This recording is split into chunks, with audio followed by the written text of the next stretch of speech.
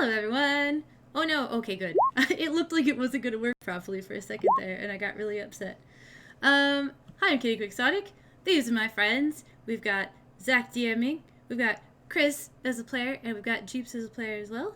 And this is our first session of Inland Toren. I'm sorry we're super late. I drastically underestimated some traffic and then had a whole bunch of technical difficulties.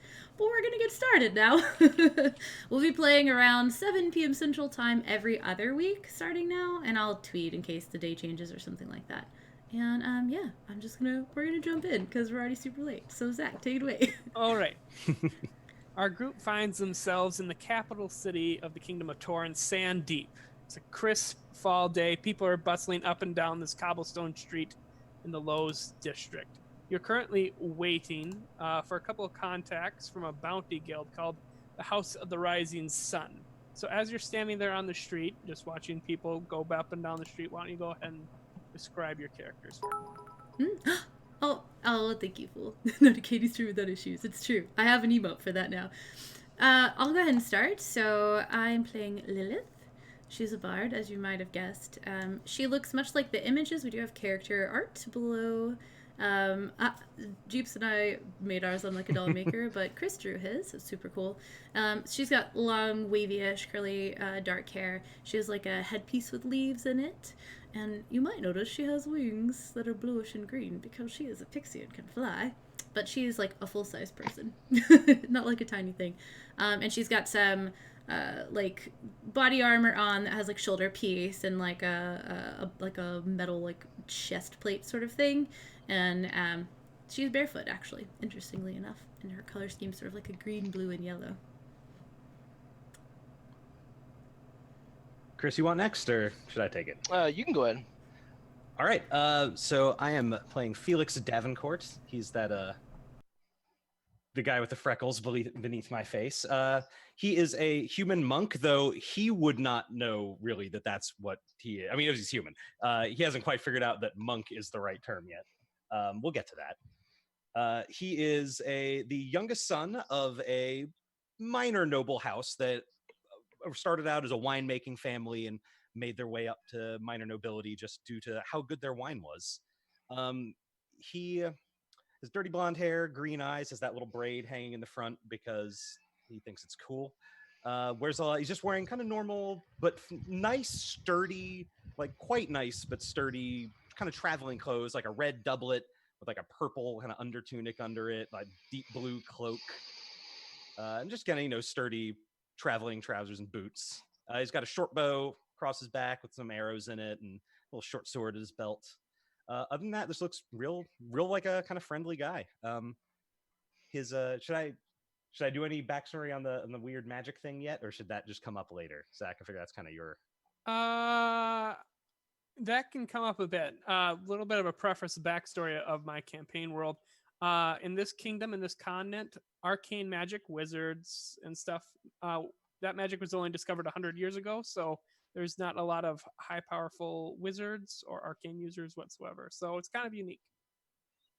But yeah, you can go in a little depth. He's what Felix is some of the other members in his family, his older sister specifically, they've learned a little bit of arcane magic, and he did some schooling in it, but Felix is he's not dumb, but he's very daydreamy and has a very bad attention span, and just did not have the head for learning, complex spells and stuff. So he kind of accidentally stumbled onto some other uses of magic, and in effect, that replicates what in D&D would normally be monk abilities. So, as he just infuses himself with the arcane, kind of by accident. Yes. Chris? So I am playing Bilbert Wisecock, as in like the sealant for houses. He's about 3 foot even. He is a gnome. He wears a wide brim sort of desert hat. He's got an overly big sort of like coat, and which sort of drags behind him. He wears like sort of like dirt, like sort of like weathered leather pants. It looks like that he sort of like waddles when he walks because he's so like over like dressed in things that don't fit. And he has a little furry koala on his back, holding on to his backpack, which is his familiar. And he has bright purple eyes, and sort of like a like Gambit, sort of similar, like almost like a habit in a way. And he is fiddling with a small toy, like a little wind-up toy that he's messing with as you guys are sort of as he's walking. All right. So as you find yourselves standing here on the corner waiting for your contents, from down the street, breaking the peaceful kind of just normal city life of the event, you hear a series of like boxes clattering onto the cobblestones, and you hear shouts of stop that man. And around the corner, coming up the street now, is a well-dressed gentleman in arcane robes, stuff that the wizards of the city are normally seen in. And in close pursuit, you see a couple of guards. As you guys see this and they start turning the corner and running in your direction, you see a number of arcane missiles shoot out of this wizard's hand, and 3 missiles each connect with the guards that are pursuing this individual. And just want to double check. Yeah, that's enough. Both guards end up getting taken down from the damage as each of these 3 missiles connects. Dang. And you just see people scattering. A couple women scream. An apple cart gets turned over, and you see apples rolling down the street as this individual is now just like trying to make a run for it. And you hear, just all this commotion now. He's probably 40 feet away from you, running towards you on the opposite side of the road. Running toward us? Like up the street. Like he's down the street from you and he's running up your way on the opposite side of the street. Gotcha. So just in the direction we are, like not like running directly. Yeah, at he's us. not running directly at you. It's a wide street. It just so happens Okay. he's running that way. Oh. Bilbert sort of like looks at the other two and is, well, that doesn't look good. So he kind of like comes forward. Should we help? They said I they don't wanted see help. why we. Yeah, they said they wanted help. Someone wanted help. Oh, that's true. They did say that. Well, And he, the like, guards reaches, did, and yeah, they like, definitely reaches in could a use couple some now. pockets. All right, and with Oh, that, I know. why don't you roll initiative? Okay. They're definitely flat on their face. Yes. Hopefully are. they're alive. Hopefully. Oof. First roll of the campaign. 15. Okay, 15. Ooh, 21. Okay. You would have to show me up. No, I'm kidding. But a core. What you got? With your Filbert? 5 initiative bonus. Yeah, I don't even know what all That's goes me a into that. 17. 17. Nice. You guys all rolled really good. Felix, you take up the beginning of initiative. People are parting the way, so it's not too crowded. You can make your way easily throughout the street now that people have started to scatter. It's 40 feet away from you. That was my next question. That's a great number of feet for, me. So I guess I don't really need to ask if this guy looks somewhat hostile. He just shot magic missiles at guards. Like, he Yeah. clearly is. He looks to be dressed in like normal wizardry clothing of the city, but yes, he just apparently downed a couple guards. Generally not looked upon well. Yeah, in I was the about to city. say, I mean, Felix certainly has never had any reason not to trust guards because, Yes. they effectively a privileged white boy. So he obviously sees this as probably not being good. And again, magic missiles. I'm assuming they probably were wearing red shirts. So yeah, he's gonna. They had red cloaks, which all the Wanna guards just, of the like, city wear. Don't want to just start straight off by like punching a guy because I kind of feel like I probably should just start off by punching the guy. First I punch mean, of he the started campaign. off by shooting somebody, so. It's like, I feel like I don't want to escalate straight to like stabbing a guy, but punching a guy I can do. So Felix just kind of yells out to him. It's like, "You there, stop that!" And just runs at him and Okay. he is surprisingly quick because he can cover that 40 feet in one go. And he doesn't draw a weapon. He just kind of swings at him. Yeah, like- so he turns to look at you. Go ahead and roll to hit. All right, unarmed strike, first attack of the game. Can't wait to roll that nat 1. That's not a nat 1. It's only a 13, but I'll take it. With a 13, as your fist begins to, inch right next to his face, he sees you and he does a quick gesture, and your hand is deflected by an arcane barrier. Well, then as a bonus action, because monks, I'm gonna wheel back and I imagine there's almost since all my monk stuff's kind of arcane-y, there's as my arcane infused punches, there's more almost like sparks fly. Oh yeah. And I wheel back and just try and swing harder. Yeah. To go through it. More force. That's how you go through it. And how about a 25? 25 does beat his current AC.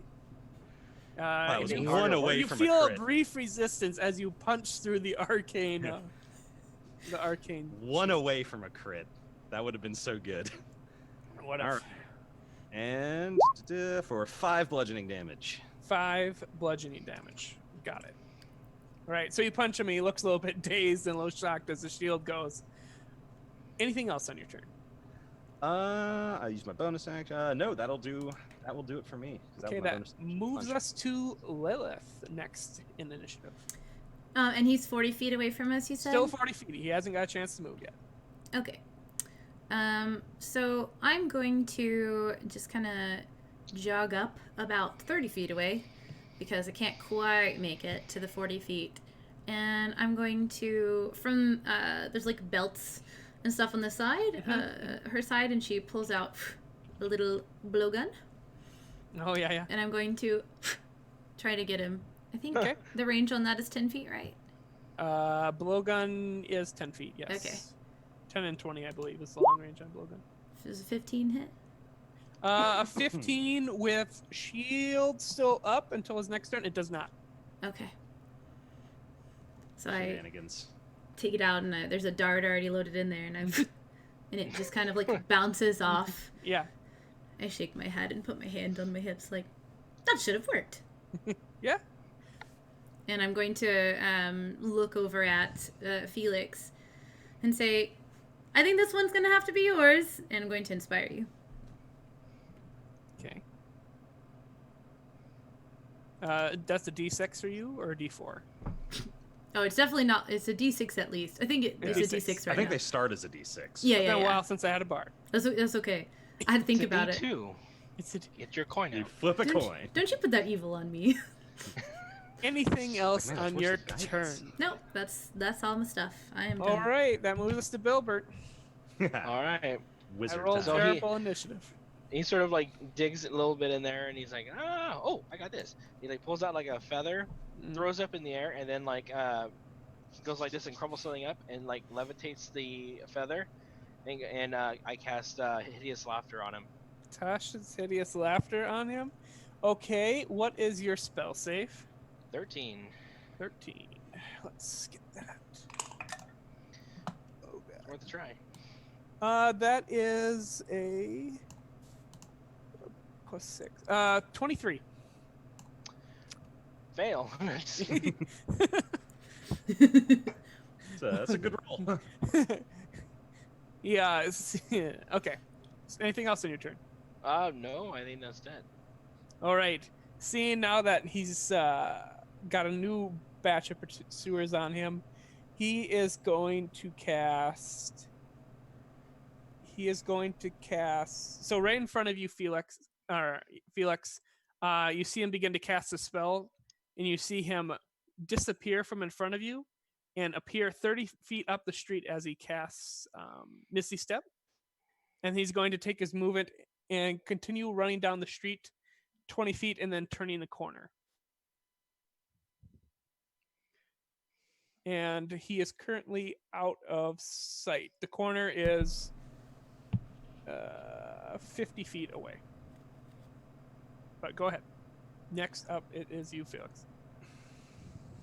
Well, I saw where he turned the corner, though, even though You he did, did yeah, bamf away from Yeah, me. he like bamfed away, but then he did a quick spin. You see, he just kept going up the street, and he ran 20 feet, took the corner.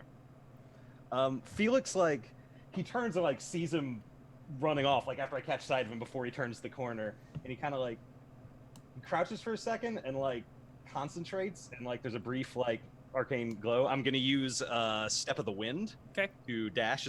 I'm spend a key to dash as a bonus action. Okay. And I'm going to sprint after him. Okay. Which gives me 80 feet. So I think I can reach him as long as is he waiting with some sort of held action surprise. No, you go 50 feet. You turn the corner, and you see that he is 10 feet down this new road, and looks like he's trying to run. I'm gonna get in front of him. You just see this look of absolute shock as you run up next to him. Yeah, he like slides past him and like turns on his heels and is like in like kind of like almost like a bouncy one. It's like, where are you going? We're just getting started. He's like, how did you? Anything else? That was your bonus action. Yeah, I can still attack. You can still attempt to punch my guy. Yeah. He hasn't actually attacked me yet, so I'm still not gonna like use a sword. Mm-hmm. Not that my fists are that much less dangerous, but I'm gonna punch at him again. Okay. So unarmed strike. 14. 14. He'll take that one, or you hit him with that one. All right. For 8 damage. 8 damage. Okay. And I've already used my bonus action, so I can't do my follow-up unarmed attack. So yeah, I'll swing at him for 8 damage. All right, you hit him, and he's just like, "How did you?" Next is Lilith. How tall is the building on the corner? The building on the corner, it's a little corner store. Didn't mean to do that. Sorry. So it's 2 stories, about 20 feet. Darn. A little bit higher with the roof. And the corner is 50 feet away. Corner is 50 feet away. Okay. I am going to then. I see them run around the corner, and I just shake my head like, well, dang it, and I fly into the air. Yep. So if I'm going to go ahead and dash. Yep. And try to go as fast as I can, but I'm going like up, so like at an angle, and I'll get 40 feet. Okay. Of that, so I probably won't be able to see them or anything like that. But no. Yeah, but I'm kind of going like up to go over and to try to catch up, but at like what I believe to be probably an interceptory angle, so not quite right at the corner of the building. Okay, sounds good. That brings us to Bilbert then. Okay. I'm like left in the dust because he's like super little. So it's how many feet from around the corner? You would need to go 50 feet up the street and then turn the corner. Okay, so I have to dash. Because I think my movement's only 25. Ooh, yeah. I believe that is the gnome speed, Mm-hmm. yes. Yeah. So Billboard sort of like pulls something out of his pocket and like holds it and sort of like just has it like held to his chest, and he goes, okay, I'll get there and then I'll do this. Okay. And he starts like full like waddle sprinting down the street. That's a wonderful image. Just he's like, hold on tight. He yells back to his koala. Yes. Okay, so Dash. The wizard on the run is going to look at you, and he is going to attempt to cast a spell. Can you make intelligence saving throw? can I roll one? Yes. Can I make one? Almost certainly. Debatable. Sorry, wisdom saving throw. Better odds. 11, which is probably not going to be enough. 11 is not quite enough. You see him make this gesture in front of you, and you feel your body begin to lock up. You are currently paralyzed, and he is going to run 30 feet down the street and end his turn. So, Bilbert, since you just reached the corner, you see Felix lock up as this wizard casts a spell, and the wizard run 30 feet down the road. So he's 40 feet away from you. Okay. Okay, Oh, that's I cheating. know this one. I know this one. That is his turn. We go back to Felix. Well, I'm paralyzed. Yes. And At the end of your turn, you can make a wisdom saving throw. I am going to attempt to make a wisdom saving throw. Mm-hmm. 18. Wow, with that, you're like, no, not this, and you shrug it off. Nice. Okay, so that was end of your turn. Lilith. If I kind of go, I think I've probably cleared the building since I had 40 feet, and Yeah. I was kind of like, obviously I can't go higher than that, so I'm kind of like grazing across the top of the building. If I, how would mixed movement work? Like, Mixed movement. like if I'm already kind of like building-ish level, since I can't get any higher than that, could I like run the 10 feet to the other end of the building and then like float down? Does that Yes. the thing? Okay. Yep. So It is. spend the rest of my movement kind of like running to the side of the building and get to the edge. And I look down, and how far away do I see him from me? If I do that, if you wanna kind of cut like at it. an angle. I'd say he'd be, if you're on the street, I say he came a little bit. You're like 30 feet, he's 30 feet down the street. So you're 10 feet ahead of Felix on the roof of the building. Okay. So I'll jump off and kind of like Yep. swan dive as the wings start to like glide a little bit. Yep. And I'll kind of like come down at an angle again with like, I guess like 10-ish, maybe 15, whatever feet of movement that you're gonna give me. We'll have to work that out. It occurred to me that if I could Just do occurred both. to me too. Yeah. So what I'd like to do is the air kind of swirls above him briefly, Okay. and there's like this shimmer in the air, and you realize it looks almost like this really purplish fine glitter, and I've just got my finger pointed at him like this, and I'm like, and I'm casting Fairy Fire. Is there a save for that? Is a deck save, right? It's a deck save. I know, he's not very dexterous. Okay. That would be a 11. As a fail. Okay, so this mote of dust in the air clings around him and is clinging to his body. He's covered in purple glitter. Yeah. Disco Wizard. And I look back and I'm like, well, come on now. At Felix. And that's it. That's all I got. Oh, right. That brings us then to Bilbert. Okay. He comes like skidding around the corner, Yes. and he finally like, holds up his hand and he levitates a little diamond. He goes, "Finally, I get to try this out." He starts like spinning it. Okay. Chromatic orb. Okay. Roll to hit. With advantage because of Fairy Fire. Right? Fairy Okay. Fire against all attacks. Advantage? Mm-hmm.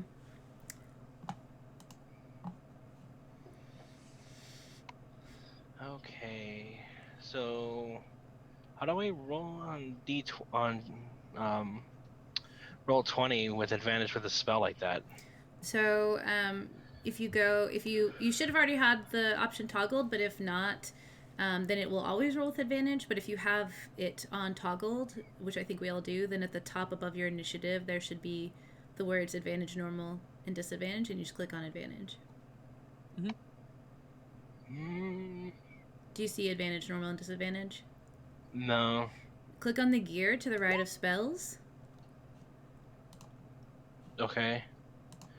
and then in the right column, there will be just like the second thing down, roll queries, advantage. Yours will be either like always roll advantage or query advantage or whatever. Just set it to advantage toggle by clicking on it, and there will be a drop down menu. oh, got it. Cool. And then All you go right. back and you'll see the advantage toggle in the core screen. You click that, and then you can roll your spell. We're learning. Okay. Learn. Oh, I didn't do it. Okay. Oh, is that a dex save or is that a save? No, instead? I have to roll a That's- hit. Oh, if you don't have it set up as like an attack. then- Yeah. Okay, I'll do it. Yeah, so if you might have to go to your spell list and like click the gear next to Chromatic Orb, and then you might have like spell card output um, down kind of like towards the bottom. Let me see.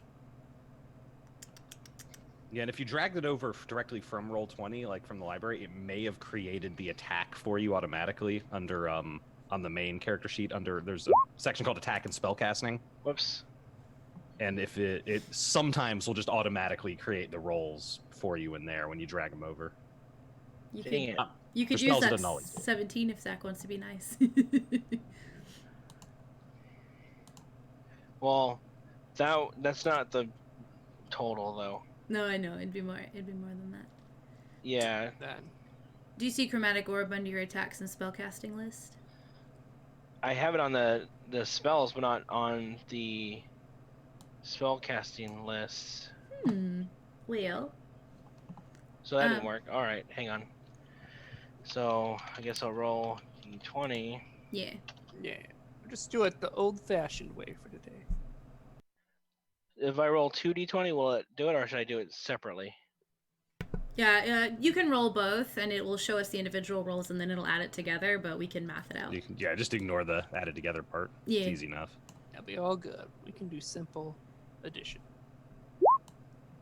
There you go. 14 plus 5. 19 would be your highest roll. 19 would hit. Okay. Go ahead and roll Alright. damage. Okay. It is 3d8. Ooh, that was good. 15. And is lightning damage. Lightning damage at that. Okay. You see this orb just connect with him, and arcs go across his body. All right. And I yell, sorry! Okay. Yeah, you see, as you cast this spell, like people now see what's going on in this street, and they begin scattering as well as these wizards are doing battle. Anything else on your turn? I am. I think that's it, actually. All right. Then it is his turn. He is going to turn around and he is going to cast Magic Missile. That's second level, and he's going to put two darts into.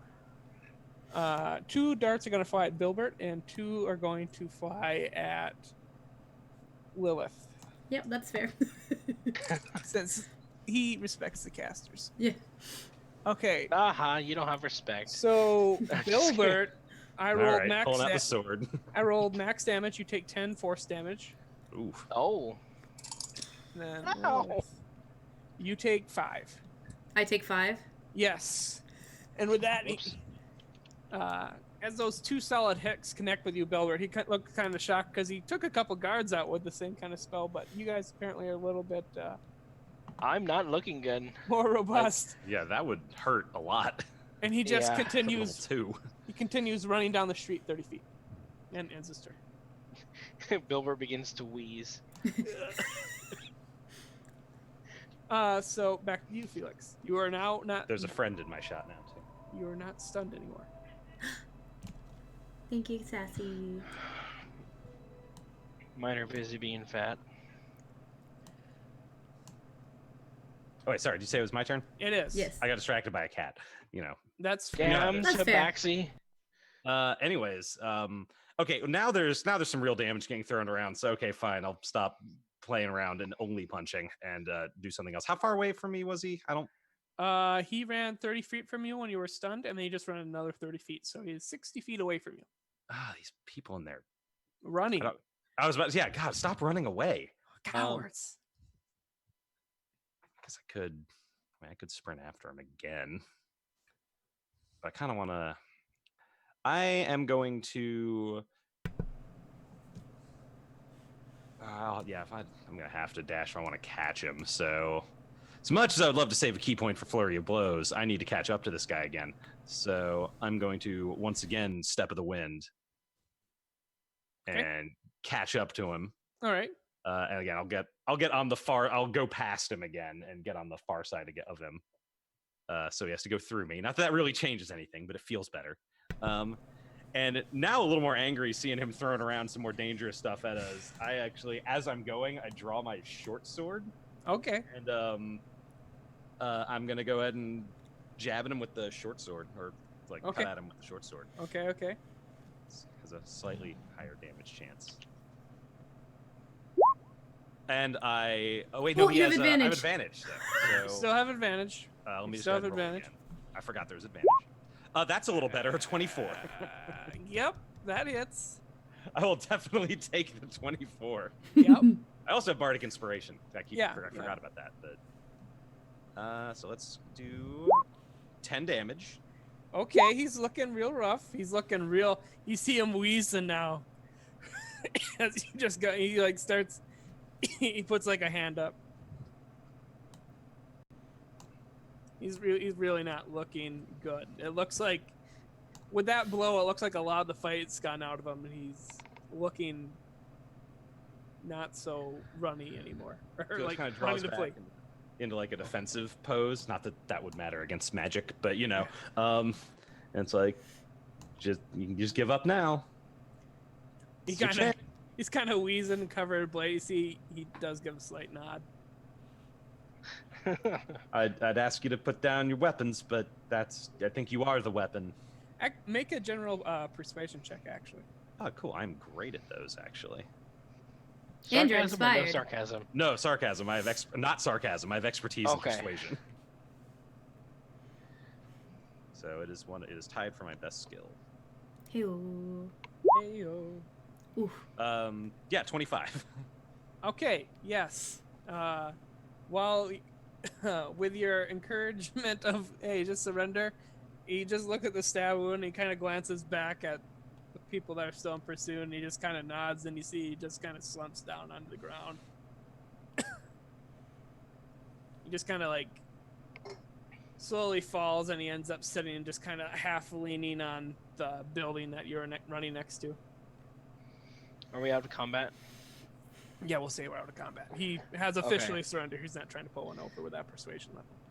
There's Nice. a poof as like Bobford sort of like poofs in front of him, Okay. and just like gives him sort of like this like I'm gonna tear you up face, Okay. and then Bilbo slowly like walks up like oh that really hurts. Oh. You see, he's just kind of there, clutching his wound as well, kind of breathing heavy. He's like, I almost got away. Curse you. I come And he just kind of coughs. And I come strolling up behind, like literally barefoot on the ground of these like dirty cobblestone streets, and I'm like, "Serves you right. What did you do anyway?" As I reach down and like pat Bilbert on the head, and I'm like, "Good job, buddy," and I'm gonna cast Cure Wounds on you. Oh, cool. Felix sheathes his short sword and kind of shakes his head at the guy. yeah. He just kind of wheezes. He's just like, just 12. I am back up. things just didn't go according to plan. And you see, he's just kind of, he's pretty beat up. And as he kind of says that, well, if you look him, you see running up the street towards you. You're not familiar with these individuals because you haven't seen them before, but you do recognize the crest that is emblazoned on the male's leather armor as they come running up. He's wearing the crest or the symbol. It's a red sun that is dyed onto his brown leather armor. He appears to be a member of the House of the Rising Sun, maybe one of the contacts that you were supposed to set up to meet. And these two individuals come running up. Looks like they're in their early 20s, both redhead individuals. The male, kind of long, scraggly red hair, kind of has a hand on his rapier on his side, kind of looks at the wizard he got down, while the other female individual in the cleric attire of Hestia runs up behind him, slightly out of breath. Well, that was a bit of excitement. I see, this isn't what we met up to do, but looks like he caught somebody. We heard all the screaming and people telling the mages going mad in the streets. What happened? Well, You know, ruined my shirt. that. Look what he did to Bilbert's shirt. And Felix is being very sincere when he says this too, by the way. Also, you may have seen the 2 guards down the way. Do you know if they were okay? That was him as well. Oh, we came. They actually came from they came the other way. direction he was running. And she Oh. kind of says, "Oh, There are 2 guards down that way. Then I don't know if they're okay or not, but that's what we saw. That's what Okay. what got us involved here. right." Yeah, that's why we shot at him. I'll be right back, Trent. I gotta check this out. And you see, she kind of has a worried expression. She goes running around the corner. And Trent just kind of watches her go and says, "So yeah, just this one's causing trouble in the street, huh?" And you see him, he's reaching for something on his back. Yeah, I mean, whenever we were walking up to meet, who were we supposed to meet again? I forget. I kinda- point. Oh, hi, I'm Bilbert, and we were supposed to meet you, a person from the House of the Rising Sun, and he was shooting at guards, so we decided to, well, utilize the best thing we had to stop him. We helped. Hi. They asked for help and we helped. Exactly. That. I see that. You did not the test we had in mind, but I will say you passed this one surely. And you see he reaches into it. As he's reaching his back, he does grab something from a pouch on his side. It's a pair of bronze manacles, and you can see they're inscribed with different arcane runes and stuff. He says, since we got a mage here, we better use these ones. Look like you'll be fine, at least we get back to the house. And he puts these manacles on the guy's hands. He sees you kind of look interestingly at him, and he's like, these here are special type of manacle. You can't cast magic, or at least low-level magic, while you're wearing them. So, we like to use them for the wizard folks when they start causing some trouble. Well, that's what happens when you shoot guards. Yeah. Seems like a good idea. Oh, and I forgot to introduce myself. I'm sorry. My name is Trent Candelay, and you just met my sister. Hopefully she's coming back soon. That is Triss. We were here to meet you and ran into this. I think we'll just cancel what we had planned, and we'll take you back to the guild house when she gets back. And as he says that, she turns the corner again. She's like, as she turns the corner, she's not there yet. She just kind of gives a thumbs up sign. Eventually catches up. Yeah, she just knocked him right out. Those ones dead. There's another cleric there already handling the situation on that end. Oh, good. There's some guards coming up the street too, so make sure you have your paper ready, Trent. They'll want to see that we're officially guild licensed. And he just kind of nods and starts reaching in his other pouch for something. You see him, he pulls it out. It's the same paper that you guys all have, this contract to be bounty hunters in the city. It's just that his is signed. Okay. Slightly important. Good thing Sure he's enough, here with us Bilbert, then. His means something right now. His means Yeah. something right now. Ours is just like mail. Bilbert sort of like subconsciously teleports Bobford to his shoulders, Mhm. and just kind of licks him and smiles and says, "See, it was a good idea." Of Yeah, course as you it's a say good that- idea. Always a good idea. And as you say that, the guards come up. Trent shows them the paper.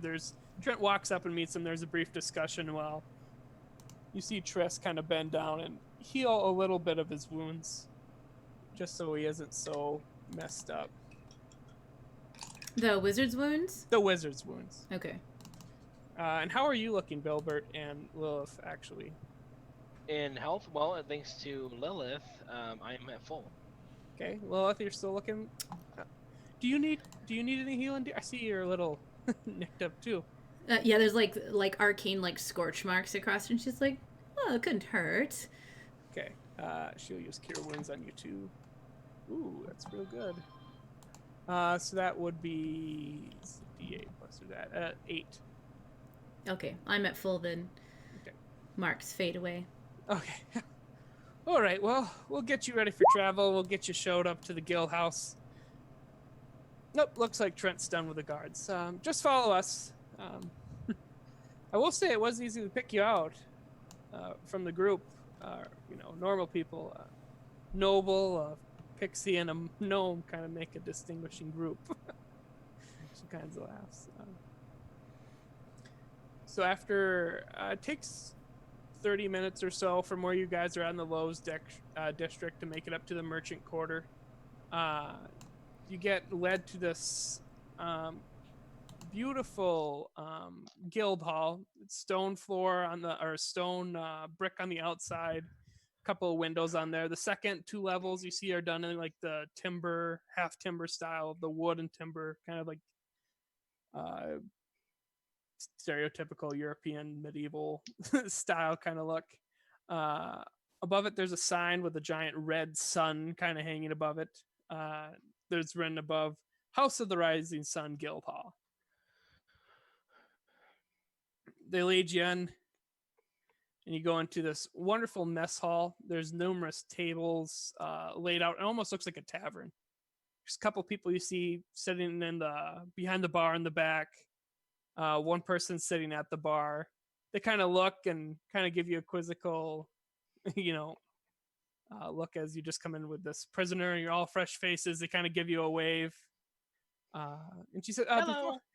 before we meet them, we got to go talk to Joan. And they point to the right where there's a door that apparently leads to some sort of office. Okay. Elix. Yeah. Okay. That was really cool what you did. Oh, you mean the running bit or the punching bit? Yeah. So if I understand correctly, you amplified your body for a moment to go quicker and you look like you're hitting as hard as someone getting hit with a bat. Yeah, it's I'm still kind of trying to figure out the tricks. Just I had a little bit of magical schooling when I was younger and never quite sat with me. But ever since then, I've kind of figured out a few tricks. I guess I don't know. Turns out maybe there might be some more to this to some of those lessons. But yeah, if I just kind of concentrate on my legs, I can just kind of will them to go a lot faster sometimes, and just that sounds weird to say. I don't know, but it's when I think about it, it's weird. When I do it, it just feels kind of natural. But Well, I mean, if you think about it, like with how we're kind of almost made to be able to do magic, with our our nervous system, and I'm like, well, you don't care. yeah, you can tell he is already losing interest Yeah, and he's sort of like, he realizes, as like, it starts getting technical. But thanks very much to Lilith for the repair, and he touches his shirt and casts mending on the small hole on his chest. I really can't afford to buy another shirt, so let's hope this pays. It will eventually. And I'm ushering us the way that they told us to go. As they're talking, I'm pushing. Felix is Oh, walking, right, talking. we're here for a reason, and he starts running. Yeah. Tristan and Trent let's do our business, shall we? are leading the I just got wizard. excited, and he starts running. They open the door for you, and you see this beautiful office, mahogany desk, bookshelves along the opposite wall of the door, a couple of chairs for sitting, and like a coffee table off to the right. But on the left is where this beautiful mahogany desk is, with all this intricate carved work on it. You notice Lilith, different depictions of fey creatures. It's very much based off of kind of your homeland, the carvings from it, which is very interesting and rare to see in the city. But behind the desk, you see a woman in her late 30s with long black hair, sitting in just a simple, everyday purple gown. She sees she's going through some paperwork. She has some, must have been mid-afternoon snacks half eaten on her desk. She kind of looks up and says, well, what do we have here? I sent you guys to meet with these folks to clean the sewers out of some rats, and you come up with who's this? It's a pleasure to meet you, Lilith. We've met before. You must be Bilbert, the gnome. Pleasure to meet you. I am Joan, morning head of the house here, and you must be Felix. Pleasure to meet you as well. Felix smiles and nods. And was there like a handshake extended, or was it just like there was a handshake exchange? Then yeah, she got up and walked over to you. Mm-hmm. Yeah, Felix does the whole courtly manners kind of thing. Yes. Yeah, Noble that's and almost noble. like it's just like an autopilot thing. Like, Yeah. I do a little like I'm wearing pants, but I still do like a little like faux curtsy sort of thing. And then I say, like I reach out to shake her hand, and I say, "You're looking radiant as the sun, of course."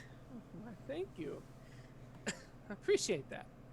So is this the work of your efforts? Not even officially licensed yet, or is this the work of Tris and Trent? And she kind of looks at them, looks at you. well, I mean, he was in the streets, but that's the rat. She kind of chuckles. Okay. We were coming up here to meet you, and he's like looking around at the office, and he's like, "Wow, he was causing a ruckus, misusing his arcane abilities, and we decided that that's not something we could just stand by and watch. So, And we were asked to help, most importantly. Kind of raises eyebrow and nods. City garden, some need of some aid or something along that manner? Yeah, not in trouble, That's are an- we?" that's an apt way of putting it, I'd say. Something to the effect of "stop that man," as he took down 2 of them. So we thought, although unlicensed, it best we step in. And best you did indeed. She kind of looks at this guy. I don't Do really I recognize you. him, or Go ahead and make a history check. Can I He's also? a wizard. There's Oh, a wait, limited whoops. amount of wizards, so you might know him. May I also make a limited history check? amount of You DOS may also wizards. make a history check. Yeah. So is it just is that just an Ah. open history check? Actually, due to his background, yes, you can make one too. There it goes. You all have a tie-in on how you can know this individual. 20. Wahaha. Well, I'm not good at the educated things, so no, I don't know. Right. I skipped that day. Okay, you skip that day. Never skip leg day. Bilbert, what did you get? I didn't. I It ran 80 was meters 16. or 80 feet. 16.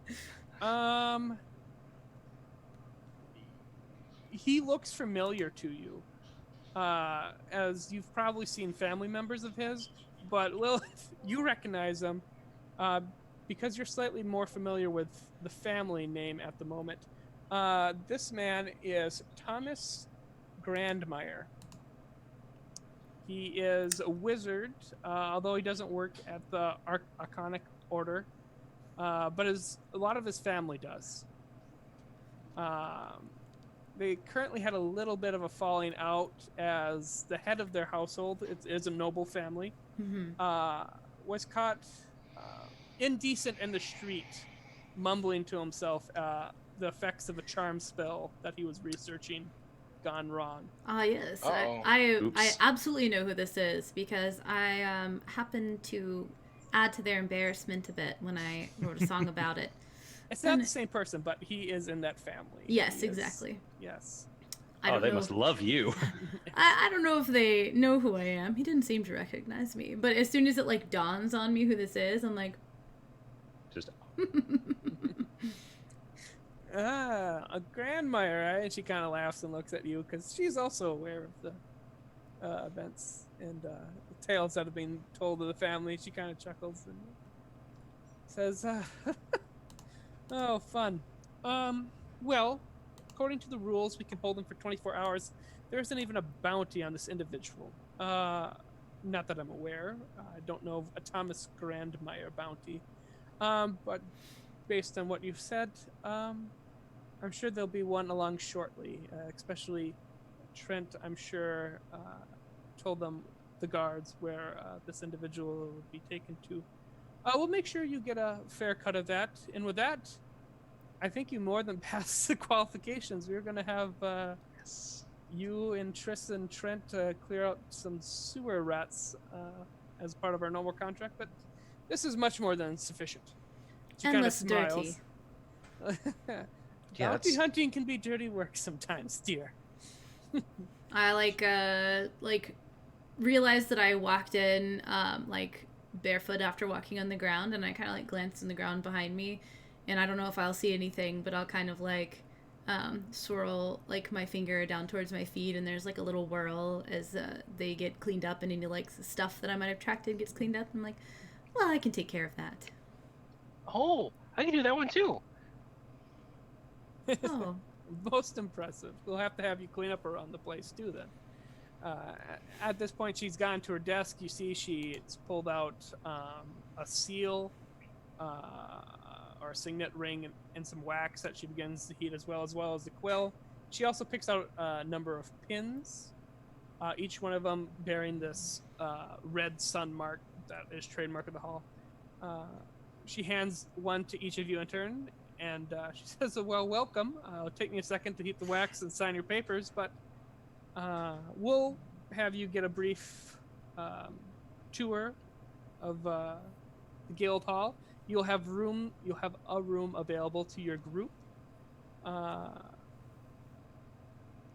Normal rates are 80% of any bounty you get to keep. The other 20% goes to us, but you have free lodging, and we do provide meals here as well as great company. You're always welcome in our halls, and I'll probably follow up with you later tonight once I get some more things organized on what exactly tomorrow's or the next day's bounty will be, or bounties will be that I have available. But I'll have to process them and stuff. And as she's describing all this, she's taking the ring and sealing all of your papers and signing them and notarizing them as Joan Morning, House of the Rising Sun. So all your documentation's in order. You can now officially be bounty or work in a bounty guild under the city. Yeah, so once they get the bounty in for this, or what they're willing to offer for our bounty, I'll be sure to just disperse it amongst you. Otherwise, do you have any questions about the guild, what we do? The tour-related questions and stuff can be handled by Trent and Trevor, but or not Trent and Trevor, Tris and Trevor, Tris and Trent. Trent. you did this to Tris. yourself. I did this to myself. I was like, I'll do The two double T's. truz. I'll do 2 T's. They'll be easy to keep track. No, Just call him double trouble. double trouble. Does that mean we can stay tonight? Yeah, you are now full-fledged members. We have open rooms. Many members work permanent stations otherwhere in other cities and within the city, but we always have rooms available. Well, There's one available up there. It will be a shared room. There's 3 beds in there, but hopefully you're all friendly with each other. this is a lot. Yeah, I would much rather stay here. Yeah, you're welcome to stay here, but you don't have to by all means as well. Many more of our older, well-established members have their own homes and such that they stay at, but you're always free to stay here. I do like free. Sounds exciting, honestly. It's a work benefit, really. Do you have a house in the city, Felix? I mean, strictly speaking, it's not mine. I guess it's technically my sister's at this point, but I mean, my family does up in that. What's the name of the Cloud District? Is that where the nobles are? Yes, Is that what you call it? a lot of the nobles would be in the Cloud District. Yeah, and I guess they're not like. Is it like tiered of like the farther up in the Cloud District too, the nicer it is? Because or is that, I don't know if that's no, actually okay. No. So then, okay, I won't. You're thinking of Skyrim. Yeah, I was about to say that's a Skyrim spot. Yes. That's like That's Dragon Reach. that's like we have a You have a pretty modest size. Yeah. manor compared to some of the more established Yeah. noble houses of the. But it's still when you can still describe it with the word manor. I imagine Yes. that's still like Money. Modest Manor is still probably bigger than any house I personally will ever live in. So Yes. yeah, we have the. I guess it's technically my sister's now, but it's the the family manor estate, whatever you want to call it, it's in the Cloud District. It's kind of more fun down here. Probably. Bit stuffy up there. No offense. No, there's a lot of rules. Not too much, but a fair amount. So as you Anyway. guys are having this Unspoken discussion, she rules. kind of gently ushers you to the door. And she's like, Trent, will you stay? We're going to have a word with Thomas here, see if there's anything else we can learn from our dear friend here. And just Just kind of waves as you go. Raises you an hear the door. eyebrow at that, and You hear the door shut.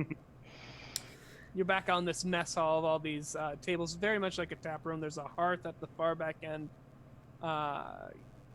You see those two individuals at the bar, so they're kind of looking at you guys.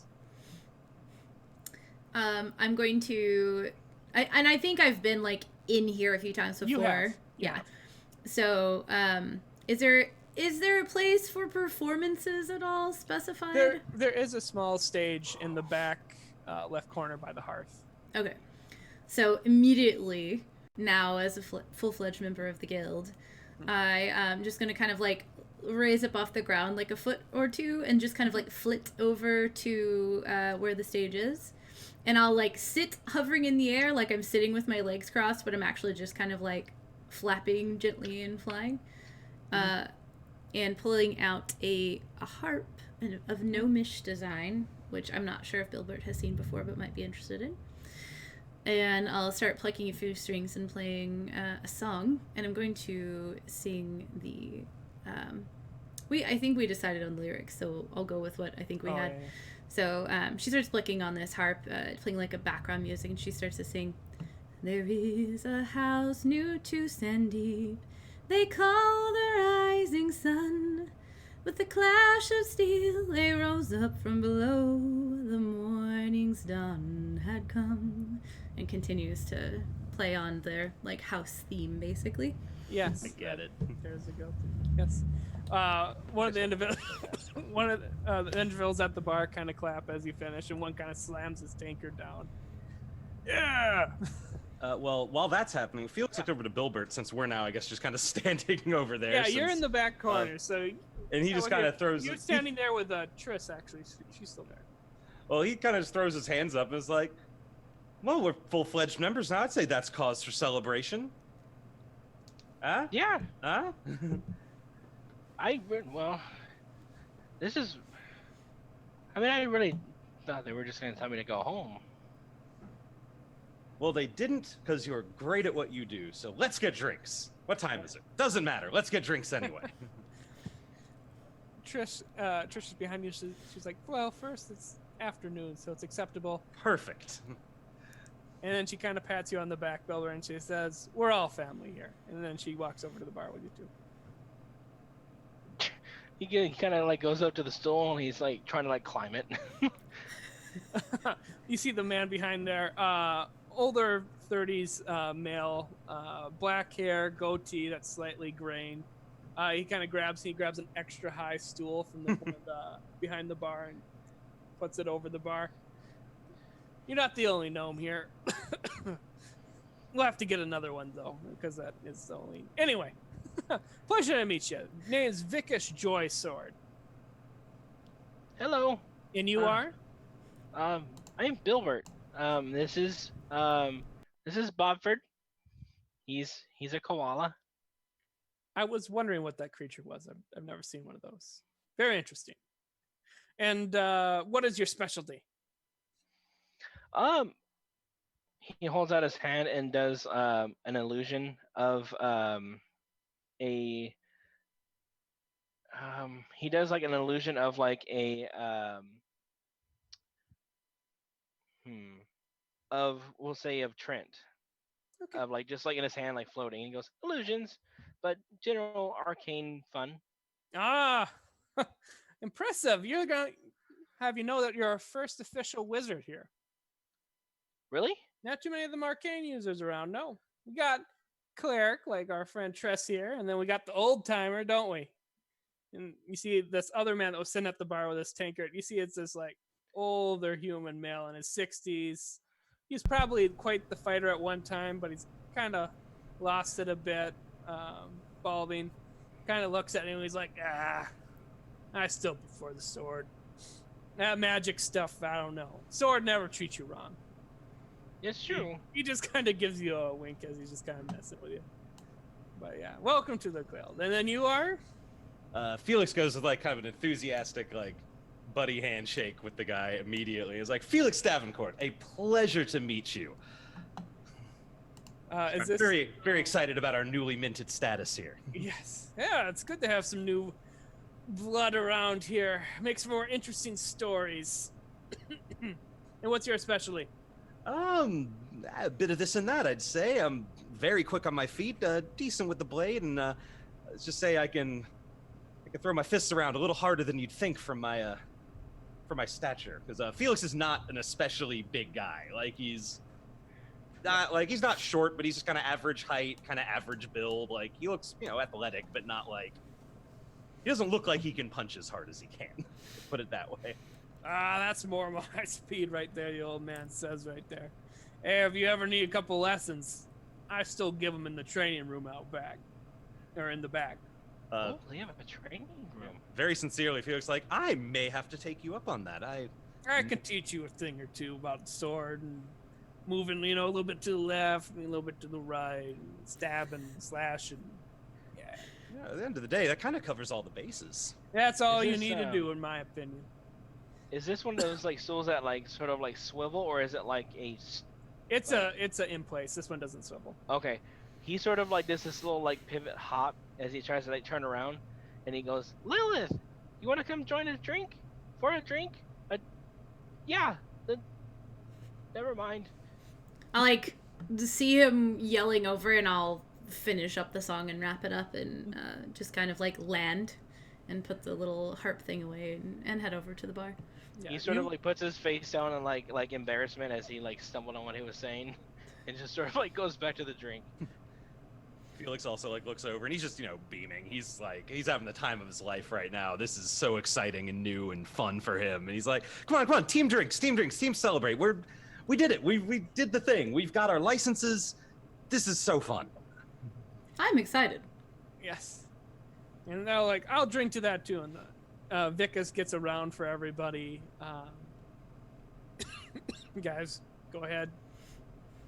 Take a good toast, drink. What is he serving? He'll ask what you want. At first he's going for the beer, but they also have wine available and stuff. I'll try like a common wine. Mm-hmm. And like swirl it, get the air in it, kind of like They've sip all on met it. you before, so they would Mhm. actually know that Yeah. you wine connoisseur. a bit. Yes. All right. So after the drinks and toasts are done a bit, Trish says, "Well, I can give you a brief tour here, quick. We'll just take you out back or in the back room. You have more access to the rest of the hall that way." Sounds good. Can I take this with me? I've got like the wine glass. As long as you bring it back, Vicus says. Don't worry. So she leads you to the back opposite corner of where the office door was. You open a door that leads into a hallway, and you begin walking down it. First door you get to, she says, "This is Rosa's laboratory. She's our in-house potion brewer. I think you've met her before, Lilith. She's a wonderful gnome, but just be sure to be very cautious when you enter. She has a tendency to get real focused, and there's been one or two minor alchemical issues in there. Oh, and also, the mouse, when you see it in there, belongs. Name's Mr. Cheese. Mr. Cheese. Ah, Yes. yes. I like it. Yes. She's very fond of that mouse, and Don't hurt the mouse. She just kind of looks, sorry about that. We had an issue with the... Anyway. She continues leading you down the hallway. She points out a training room. There's, dummy weapons, wooden swords, target dummies. She kind of looks at one that's pretty charred up and beaten. She says, looks at you, Bilbert. Us magic or spell users have to change out dummies regularly, but don't worry if you damage one. That's what training dummies are for. She points, keep walking down. Last room before you hit a stairwell is a modest library. Another hearth in there, books in there. She says you're free to use this as well as general history. Then some, just fun reading as well, in case you're just not into historical works. And then she takes you upstairs. She points out different people's rooms until she gets to one towards the end of the hall.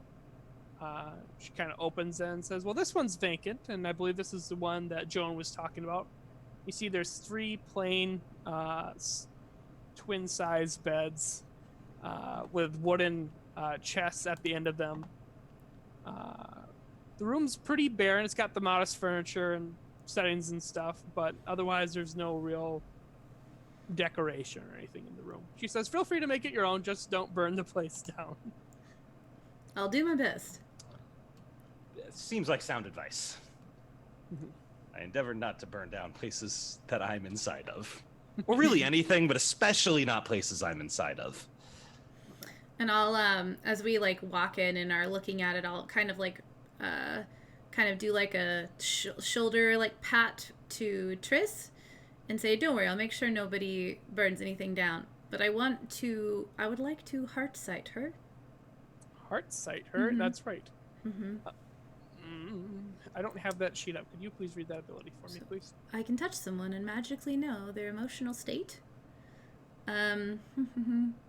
It says, if they fail a DC 12 charisma check, I also know their alignment. I'm not sure. I don't think they actually know I'm doing it, though. No, they don't. Okay. That tricky Fey magic. She rolled a 1. Ooh. Ooh. So her alignment is neutral good. Okay. Her emotional state is good overall. Generally happy, pleased. Seems to be happy that they got new members. Likes you all. Okay. No troublesome thoughts or anything on her mind. Good to know. So after I pat her and my hand sits there for just a second, I'm like, yeah, I think I can spruce this place up a bit. She said, feel free. If there's anything you need, let us know. We have all kinds of contacts throughout the city. Eventually, when you get some coin built up, we have a magic shop that we deal with that you can maybe get a discount at.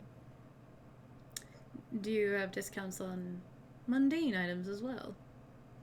Yes. We can get that in for you.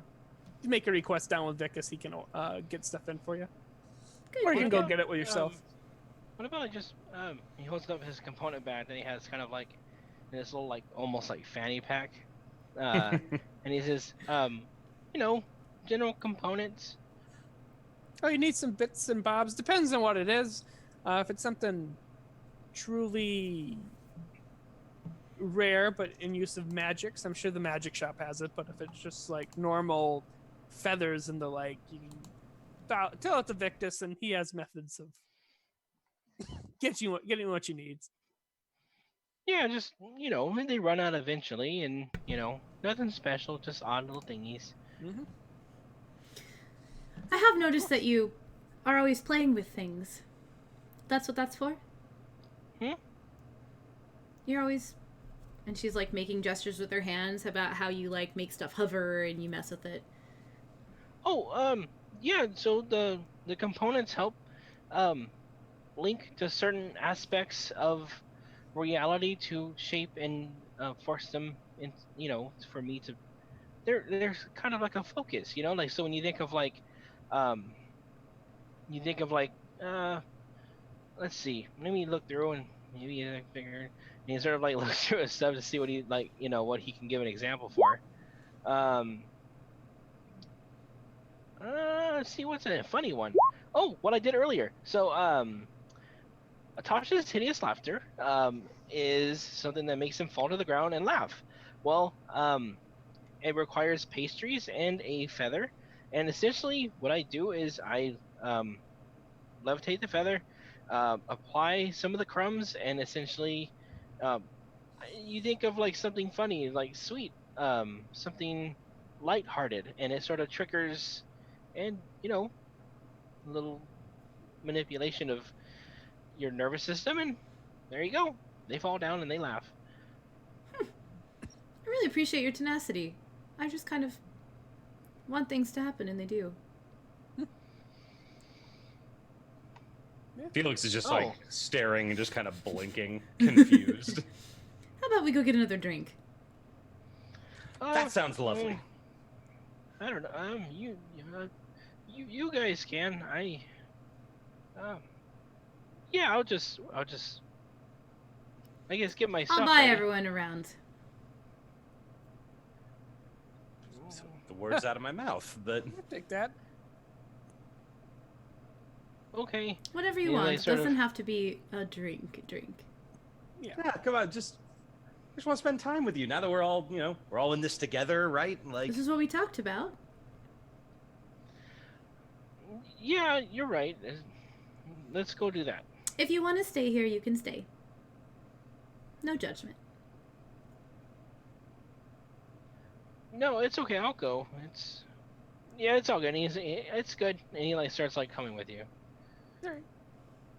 Guys, make your way back down to the bar. pats him Vicus, on the shoulder. Vicus is still there. You see, he's kind of listening to a story he's probably heard 3 times from that old man. I don't think you ever got the old man's name. Lilith, you'll know it's a guy named Calvin. He's down there talking. Calvin. Okay. You've probably even heard the story once or twice, whatever it is. Mm-hmm. You get there. Calvin! Oh, how are you? Oh, I'm good, dear. How's your sword arm? Oh, it still aches. I tell ya, ever since that bugbear clicked me back 2 decades ago, it just doesn't work the same. And then I got the problem in this shoulder, where I took that sword hit from that young little whippersnapper. That was about 5 years ago, now that I think about it. And the clerics can't fix that type of stuff? Oh, they try, but it just never feels the same. Just old aches. I hope I never understand. Yeah. But if I I hope do, you I'll do, let you because know. if you do, that just means you're getting old. Being old is a good way to live, or to get to live. Yeah. To be able to grow old. Thank you. You have a better way with words than me. And I'm not snapping, but waving over at Vicus, come on. Yeah. They were talking at the bar. They get your drinks, you chat. After a while, at this point, actually, Trent comes out of the office, and you see he's kind of spinning a set of keys in his hand. Kind of just walks over and tosses the keys over to Triss. So, turns out we got a little bit of information from our friend. As you said, Thomas Grandmeyer. Interestingly enough, he has a house down in the Lowe's district, so we have permission to go take a look around. A Grandmeyer in the Lowe's? It's not. Yeah, apparently. Well, Maybe I just don't it understand. depends. Like the main household would have a manor, but when you start branching out, like if it's Thomas would be like a cousin to Annan, the guy which is the head of the household. So they're not all rich and wealthy. And since he's slightly younger and on his own, apparently, or it just might be a secondary location. Human cities. Well, if you're going, I'd like to go. Oh yes, you can all accompany Triss. I Trent kind of looks around.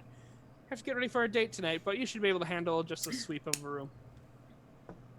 Does he look like he's got like dirty face from like working and stuff? Yeah, a little bit dirty from being out on the streets and stuff. I'm like, a date? And I'll like prestidigitation like his armor and like his hair and stuff. Something just that fell fell down. in my room. What fell? You caused that wind effect with the prestidigitation. I did. That What was the too heck? strong. That was gust of wind, Katie. That wasn't prestidigitation. Oops, this arcane magic sometimes.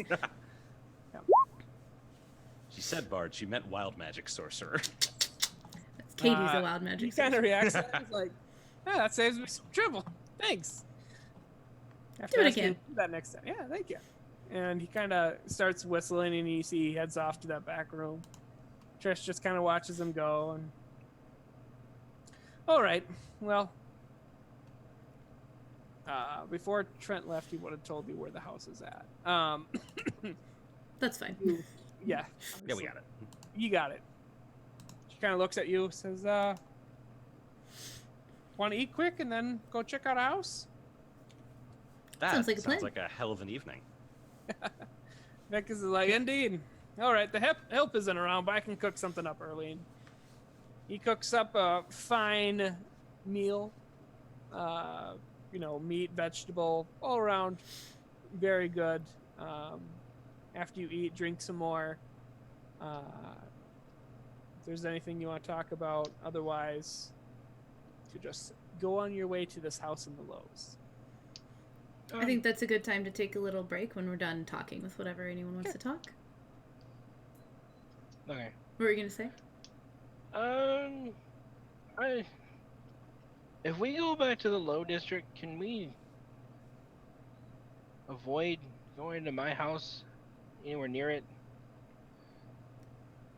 I don't think we have any reason to go there unless he happened to have moved in just next want to door. make sure I hope not. I would be awkward.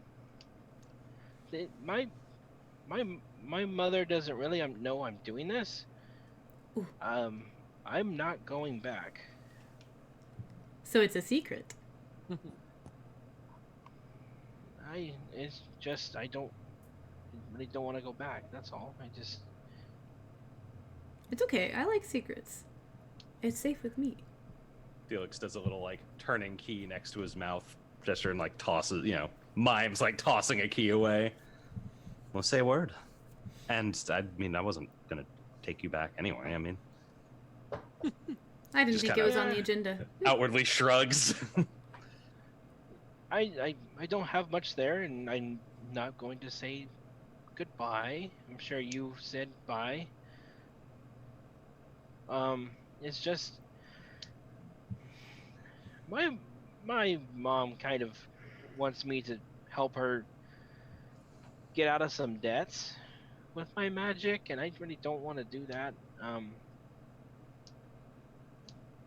of makes me uncomfortable, and I just don't want to get mixed up in that kind of thing. Her like demeanor completely changes from being kind of like lighthearted and like springy. I don't know why that word like came to my mind, like bouncy or whatever. Mhm. But she's just like, I understand. You don't know anybody, anything. Okay, and if someone asks about, anything to do with her, I don't know, and I'm telling the truth. I just don't want to talk to them. And I'm really excited about this. Sorry, It's didn't mean okay. to be weird. It's just No. things. You're fine. You have nothing to apologize for. Put one hand on one shoulder and one hand on the other, and I'm like, it's okay. It's gonna be okay. Okay, let's go shake down a house. So Do you before wanna- you do that, Yeah, go ahead. you want to take a break then? I was gonna say, if we need one, this would be a good point for like a quick 5-minute drink refresh or bio. That would actually be good for me. I could go give the cats some food real quick. 'Cause Yeah. It's about the time I do Or that. they So focus? Okay, T-minus 5 minutes. We'll be back, everybody. All right. All right.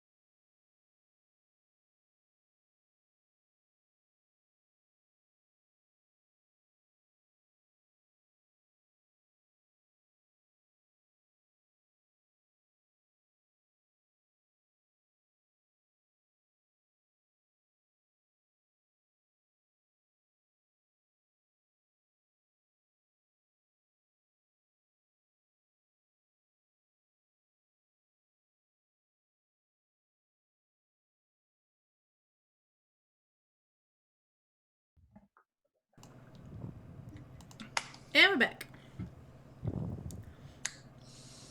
All right. So where we left off, Finger you had guns. just Yeah, left finger guns. Finger guns. Pew Hey, pew. just left the guild hall for a destination in the Lowe's district. Chris leads the way. You go through the gates from the merchant's quarters to the Lowe's district. You walk down Victory Lane for a while until you eventually turn off at a side street. Total, you're walking about 45 minutes until she finally stops at a house, looks at the number on the key, looks at the house. Well, I think this is the place. You see like a modest... it's nicer for the Lowe's district. You're in the better part of the Lowe's district. It's this half timber structure again. 2 stories, although not overly tall. 1 window on the first floor next to the door. You see the window apparently has curtains or something over it, or on the inside, because you can't see anything through it.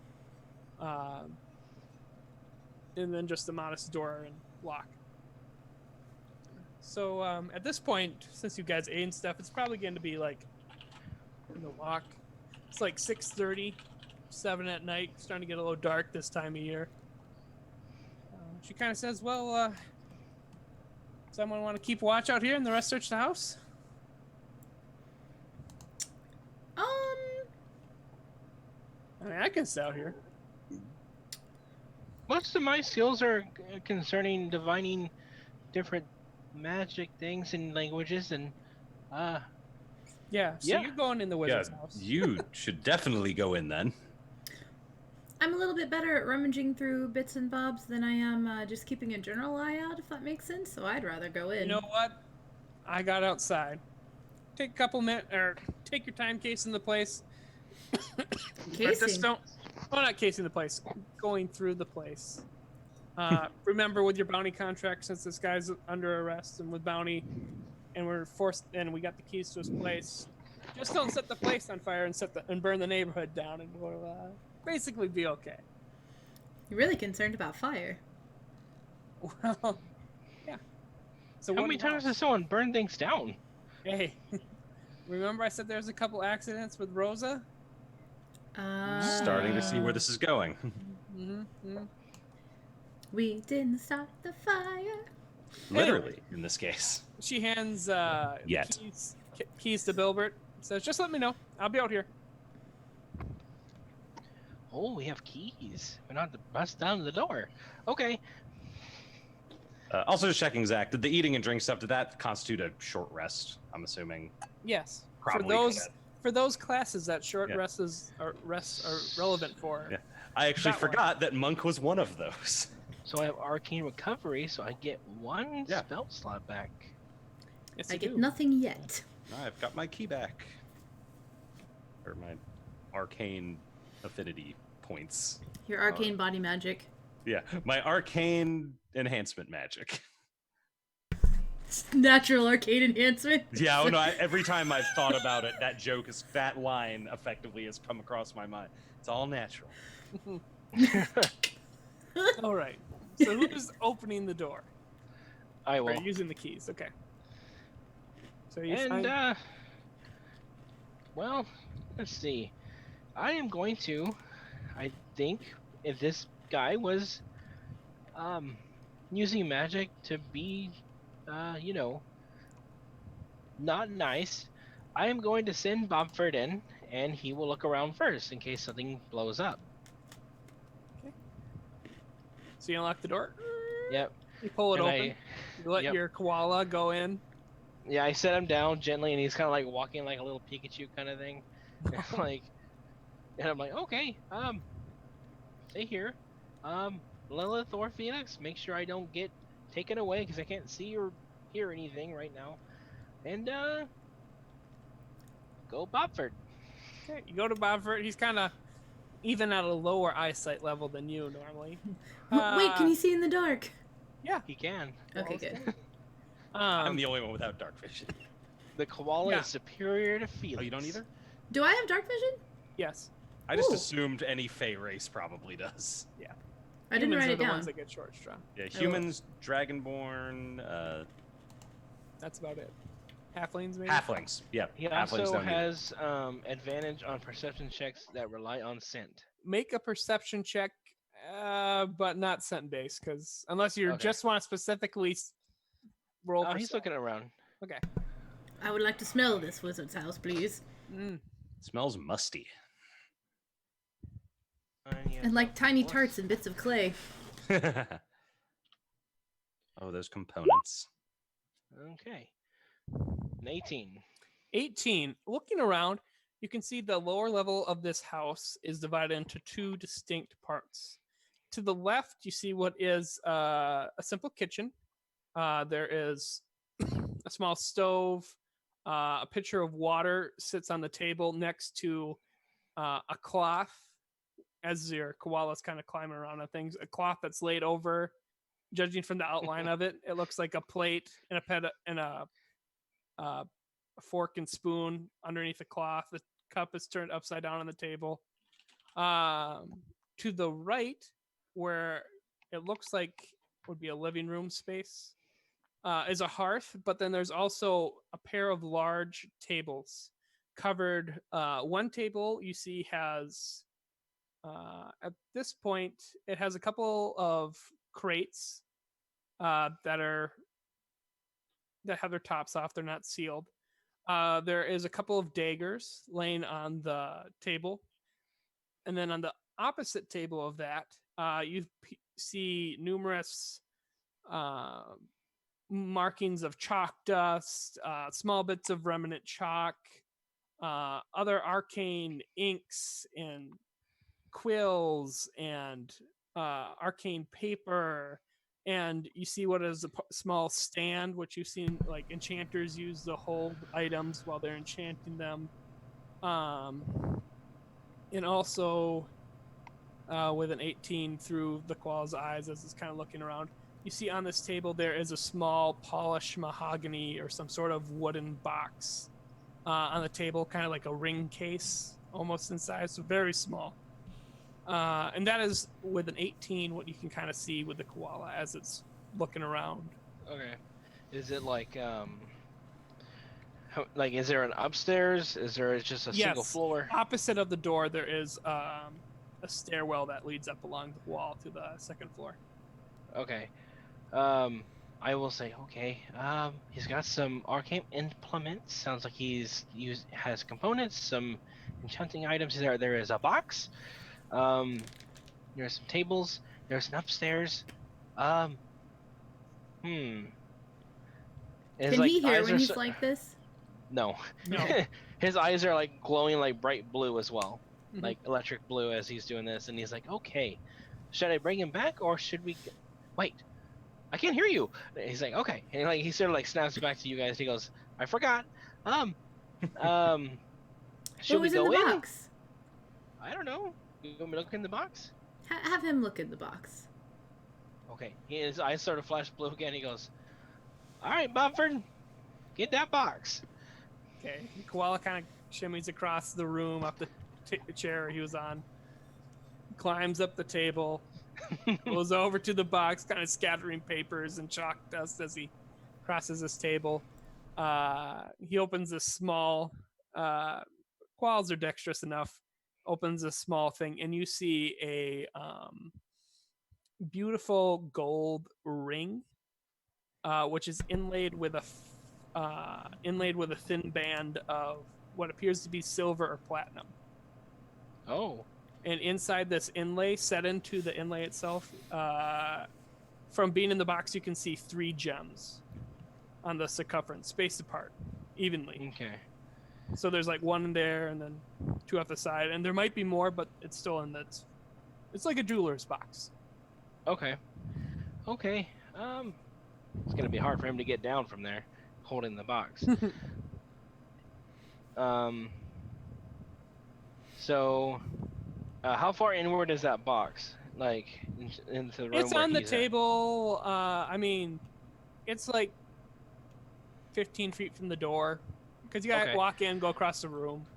Okay. I come out of my trance and look inside the door, and I snap my fingers, and Bobbert is now on my back again. Mhm. and I'm going to mage hand and grab the box and bring it toward me. Okay, you mage hand. This little spectral hand goes out, picks up the box, brings it back out to you. Okay, and sort of like look over the box and see, make sure that there's like, is there anything magical about the rings or the box I can tell? Like, Make a if you're just looking, make investigation check. how did I get there? Oh, not at advantage, so it's 15. 15. No, it's an 18 because it's the first number. It's the first one you would rolled. You Oh, would have okay, rolled. yeah, 18 then. Okay, so as you open this box and you pull it out of the felt that's holding the ring and you take a better look at it, you see that there are in fact 5 gemstones set around the circumference of this ring, all flush with the ring. They don't stick out or anything. They're all different. There is a diamond, an emerald, a sapphire, a ruby, and a pure dot. And with that 15, looking on the inside of the ring, you can see a faint silver inlay in the shape of a glyph. Or Okay. arcane glyph. You can roll on a Arcana check to try and get that. Actually. Can I like peer over his shoulder and be looking too, and also Arcana Yeah. check? Oh, what the heck? You can do that too. If he points it out and stuff. That's Yeah. On my character sheet, I had identify. It's not here now. Yeah, I believe you. Maybe it's in your book and you didn't prepare it today. No, that was one of the things I picked, and it's not here. If you go over to roll 20 and you click on the I, that's the compendium, and you can just like type in identify, and you should be able to drag and drop it. That's what I was thinking. Fool, the one ring to rule them all. Oh, you know what it was? Is like when I made all my stuff, there were some spells that were there that I didn't pick, and I couldn't figure out how to get them off. Because I didn't pick mage armor, and that's on there. So yeah. We'll fix all. We can fix all that later. Yeah, we can. Session 1, roll 20 bucks. Yeah. Okay. So I guess I'll cast identify. Yes. Yeah. Okay. Even if you don't yes. have it prepared, it's a ritual. So Yes. Yeah, I So- have it set as a ritual. Okay, so you go ahead and cast identify on this ring.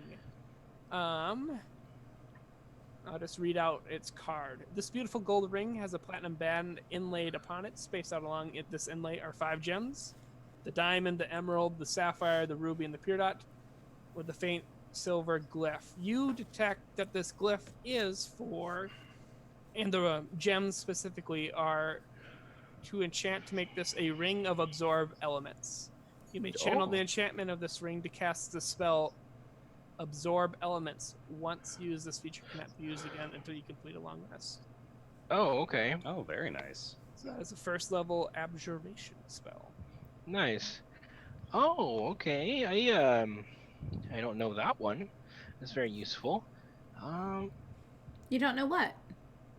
I've heard of this, but I just don't know how to do it. But it helps you absorb elements to where you don't take as much damage. That's cool. It does require attunement. Ooh. I'll get you the card after we use Okay. the session. So he sort of like, Felix, if you want to hold this for a moment. Sure, of course. He just sort of like sets it aside and he goes, I think,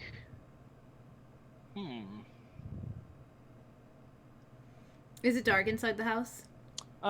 It is. There's no lights currently on. It's actually getting dark out. It is fairly dark outside now, too. Okay, so I don't know if this is like, it doesn't say it on the spell, so if not, I totally understand. Can I use Firebolt to sort of like candlelight in my hand? If you need, No. actually, as it starts to get dark, however, especially if once they go inside, since Felix can't see in the dark, Yes. he has a he has a brooch Sorry. kind of on his cloak, just like a little kind of golden colored circle. He reaches up and just kind of places his hand on it and utters the word for illuminate in Elven, which is the command word for it, and it starts glowing. AKA, it's the light cantrip. AKA, Oh, okay. He has effectively a magical lantern as a brooch. So Oh, okay. Oh, that'll work. Okay. When he does that, I'm like, ooh, me too. And I turn around and I kind of like flick my hair behind me, and I'm like, and 4 little dancing lights appear, and there's like 2 blue ones and 2 purple ones, ooh, and I start bouncing them, and I'm like, fancy. Yeah, I can't Silver's actually do that. This was given to me. So You see Bill sort of like he's ready to go inside. And he stops and like looks up at the dancing lights, and you see him just sort of like get lost in it for a moment, and he just like, they're pretty. those are really pretty. Thank you. I quite like them. And I'm like, sitting them inside. Oh, right, we got it. He sort of like kind of like walks inside and like he like pats the quality. Good job. Okay, so the ring was over here. He has some arcane implements here. I think if he's a wizard, we typically keep notes of at least our research, and our research is what we're thinking of. And if we're documenting what we're thinking of, it says what we're doing. Maybe the papers? Yes, but more so, everything. So I'm gonna like sort of like walk around and do like an investigation check of the area, see if I can find any notes, any. Of the arcane area, go ahead, make an investigation. And I want to start looking around for like evidence of what he might have been up to. Like, I know he's looking around for magic-y stuff, but I'm looking more for like notes between people, or like a ledger book or anything like that. Okay, go ahead. You make an investigation check as well. Mine was a 14. 13. 14. You looking through the arcane notes. You can tell that this Thomas's specialty was enchanting. A lot of this work deals with enchanting weapons and items. Most of it is pretty low level, just like +1 weapon, or mainly +1 gear. But there is partial notes on the process they used to make this ring. Okay. Go for it. I know how to enchant things from Yes. our homebrew, whatever. So I was like, oh. Yeah, it's the same kind of process, same kind of detail work that you would know. Okay. Nothing too advanced. The ring is probably the most advanced notes that you find. Okay. There's enough there that you could use it to write a scroll of that spell. Oh, okay. It goes into enough detail about how how to cast the spell in order to do the enchantment. Okay. So if I you would want, like to do that later, yeah. yes, you could take some time to do that. Other than that, most of the components that you see that were used for the enchantment are spent. It looks like you just finished up a large batch of enchanting. And to that point, what did you have, Katie? A 13. 13. Well, simple enough on the dining room table. There is indeed a ledger book. And it appears it was out, and there was a quill and ink on the table. And it was checked off list. It has, let me pull it up. It has 10 + 1, or 10 enchanted short swords, 10 enchanted leather armor, 5 it says 5 rings of protection, and the last one is 1 necklace of health. Or, Periaptive wound closure. pamphlet of health. Okay. Then And they're all checked off. Oh, that was a ledger she found. That okay. was the ledger, and the ink. It's turned to that page, and they're all checked off. And I didn't see the ring that he mentioned. I just saw rings of protection. With a 13, yes, it is not the ring that he mentioned. Okay. Is there like a buyer's name anywhere? Make no. There's actually not in the book. There's no buyer's name. It's just simply a checklist that he used to make sure, from what you gather, that he was completing the order as specified. Okay.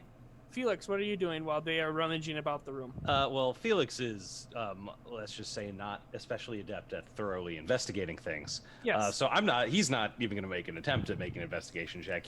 Almost immediately, he probably looks in, starts looking around, like, but just like finds like a random book, picks it up, like starts just thumbing through it. It is nothing of any import. Is there anything just like from the light? Is anything like glint and catch my eye? Like anything that looks like it may be interesting? Just Shiny. Make a general perception check. Yeah. Roll for shiny. Yeah. He's Roll good at for perception. He's real Roll bad at for investigation. 17. Ooh. See if anything shiny catches 17. my eye. Sure enough, the light does reflect off of on the opposite table of Bilbert as he's looking through that pile. There, you do see there are a couple of daggers laying on that table. It looks like there's almost a side. I don't want to call it a dish rack, but there's this thing laid on the table that you can lay multiple weapons across to hold them in place. Currently, there's only 2 daggers. It looks like this thing could hold a number of swords and stuff as well. And you also catch eye of the crates, and they're empty crates with grooves in them, so that it can hold daggers like standing up in the blade, Okay. or standing up by their blade. What have we here? So he whatever the random book was, some boring, Yeah. potentially something that actually would have maybe been useful, but he didn't get far enough to care. Just claps it shut and kind of just sets it back down where he The finds Arcanist Almanac. it. Yeah, it's something like that. It's like I don't know. And also he takes the at some point he takes the brooch off and he pins it like to like the hem of his sleeve or like to his like a glove so he can use it more like a lantern. Yep. A bit more useful that way than being on his chest. So and he notices the daggers, walks over and is like, what have we here? And he has very little sense of if things are obviously magical or not unless they're obvious, but do they look like decently well made daggers at least? Like They are pretty run of the mill. It looks like nothing stands out as unique about these daggers. They look like they're your average commoner needs a dagger. got it. He just, picks it up and just looks over, sets it back down. And Katie, did Lilith like read out what was on the ledger out loud, like, or did she mention what she found out loud, or? Yeah. Because that mentioned enchanted weapons, didn't it? Yeah, as soon as I found it, I would like read through it, and then I'm gonna be like, 10 swords, 10 armor. There were a couple of rings of protection. It says a periapt of health or something. There's a few daggers over here, more than I'm assuming a lot of more wizarding folk tend to probably maybe keep one on them. It's a useful tool, but I wouldn't expect to just see a couple lying around his house, especially in this nice, organized rack. And Unless you're looks like enchanting them. Exactly. And looks like he had the means to ship them out, too. I'm gonna pick one up and like Arcana check it. Yep. Go ahead and roll a Arcana check. Certainly feels like a knife to me. 23. 23. Inspecting the blade with a fine eye, you see no signs of enchantment. No inlaid runes, anything at all. Not enchanted yet, unfortunately, and I kind of like not like throw it into the table, but it's kind of like that thing where you drop it like dejectedly, you're like darn. Now you just chuck it in the table, just embeds blade first. Yeah, Pro knife thrower. I'm good with a blade. And I go back to like flipping through the ledger after it's like meh, these are nothing. Yeah. There's actually not too terribly much in it. There's another order that's duplicate, or it's another sheet that's pretty much the same that what you already read, all checked off as well. But other than that, nothing else has been filled in. It's only a couple of pages so far. So we have, I guess sounds like he's selling enchanted items. I don't think there's anything I mean, there's nothing like illegal about that, is there? Like that's out of character. What I know, like No. yeah, let's say that seems Normally- pretty above board, right? Normally, enchanted items are freely for sale. There's no restriction on them, although it is required by law to have a maker's mark on your enchanted items. Okay. So that if that does cause trouble, they can trace it back to who made it. Makes sense. Then hopefully who sold it and all that. I mean, A he's very clearly- basic form of like, where'd this come from? Yeah.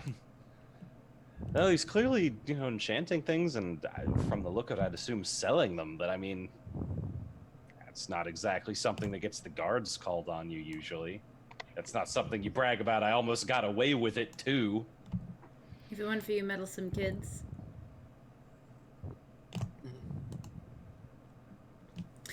Well, I mean, this is only his living room. Fair. I think maybe he's. So there's like the little living room. How many rooms are downstairs? That's just one big room that's divided into two. You got the living room to the left and the kitchen Okay. to the right.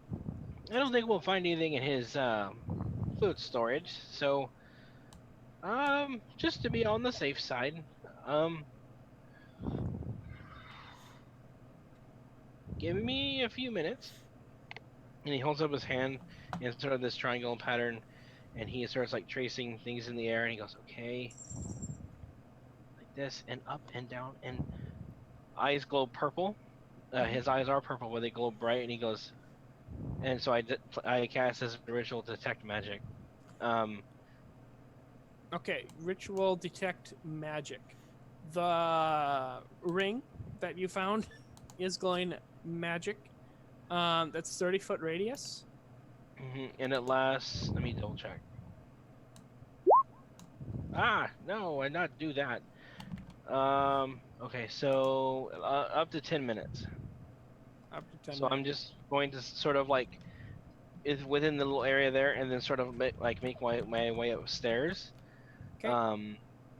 As you go upstairs, when you reach the landing, you see it opens into a small attic bedroom. The upstairs isn't large; it's mainly just a small one-room bedroom up there. You do get a blip on your detect magic spell on the nightstand, and there is a writing desk up there as well. So actually, on the nightstand, you get a blip of magic. There is, looking at it, you see a stack of papers that appear to be blank. That is the only other blip of magic that you get. What kind of magic is it? Because it's That type of magic would be, I want to say, divination. Let me check. while you're doing that, will you move your microphone a little bit further away from your mouth? Me or Chris? You. That was good. It's my bad. Yeah, it's okay. That would be evocation. okay. So he sort of like comes up kind of close to it, and he's like, okay, it's on a stack of papers. It is a stack, and getting closer, you see the papers are blank. It's about 7 sheets. Okay. Let me look at this. Okay, so I'm going to, just to be careful, reach out from the base of the thing with Mage Hand, it's not concentration, and just sort of like grab the papers and just sort of like wiggle them a little bit to make sure they don't blow up or anything. You grab Smart. one, you kind of shake it again.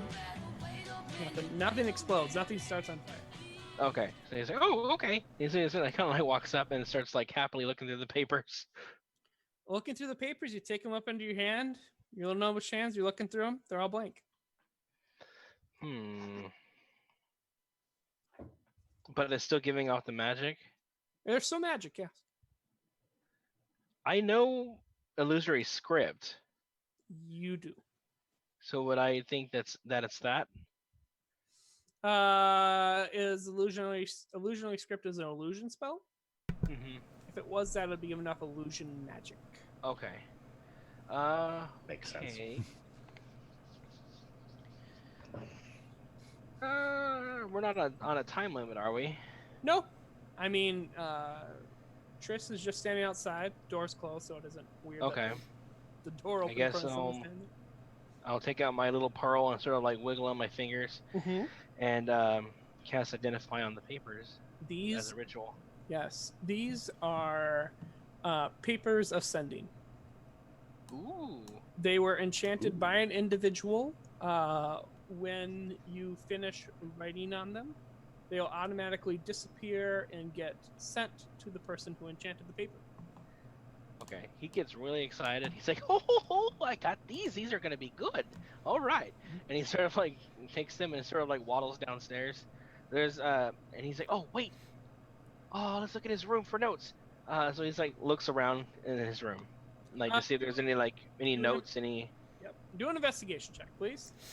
I assume I would have Aye, gone aye, up, Captain. like, kind Yes. of followed you guys around. are up there as well, As you so hear if anybody him, else like, wants to shifting roll around. investigation, they can. Yeah. Ah, okay. terrible! I'm too excited about the papers. And this time, Felix will actually look around. yeah, when you But got why excited not? about the papers, and I'll have asked what they are. No. So, so we, minus one. Felix is like, ah. When you explain to me what the papers do, I'm gonna ask: is there a way for you to know who enchanted them?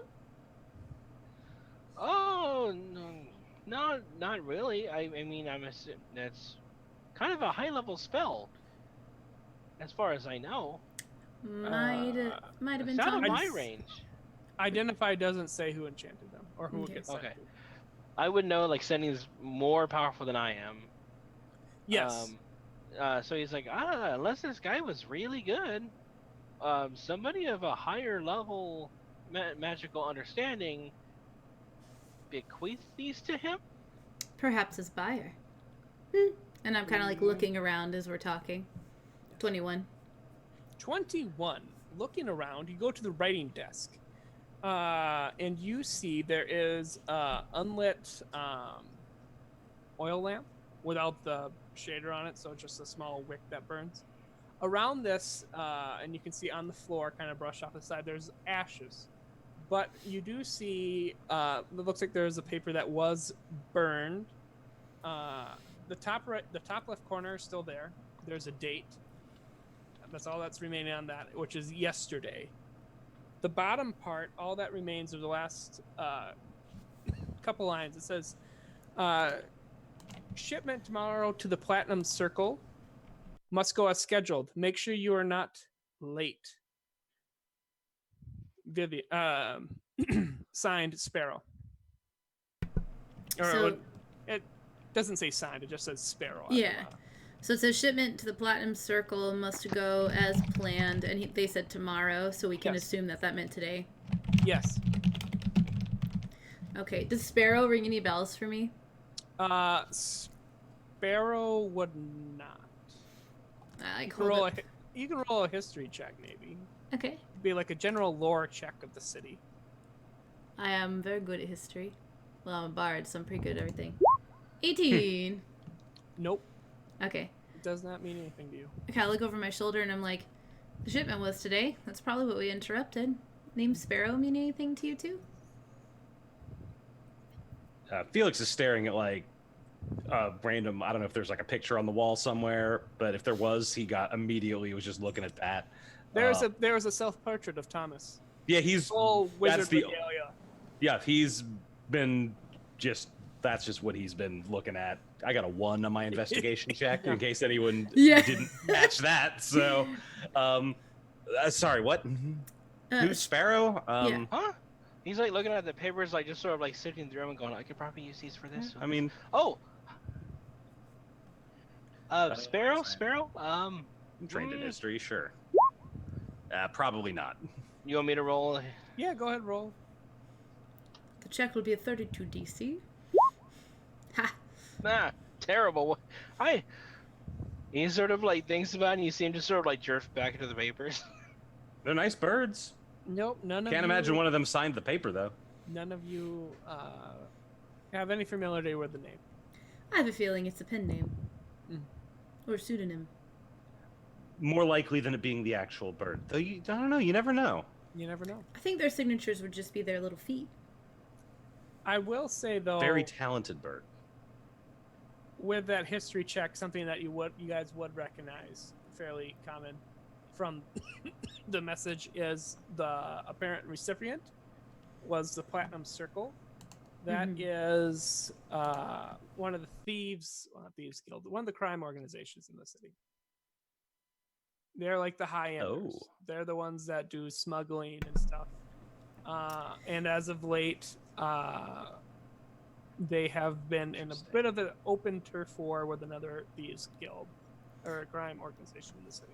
Is this like the sort of like crime organization where they pretty well act a lot out in the open, not like necessarily doing the crime out in the open, but they like have a headquarters and you know where they are, but you can just never pin anything on them? Or is this like Zentrum style, like underground, you've heard of them but you don't know where they are? There's two main ones. The Platinum Circle is more of what you'd call the high-end crime. So they do like money laundering, smuggling, counterfeiting, stuff like that.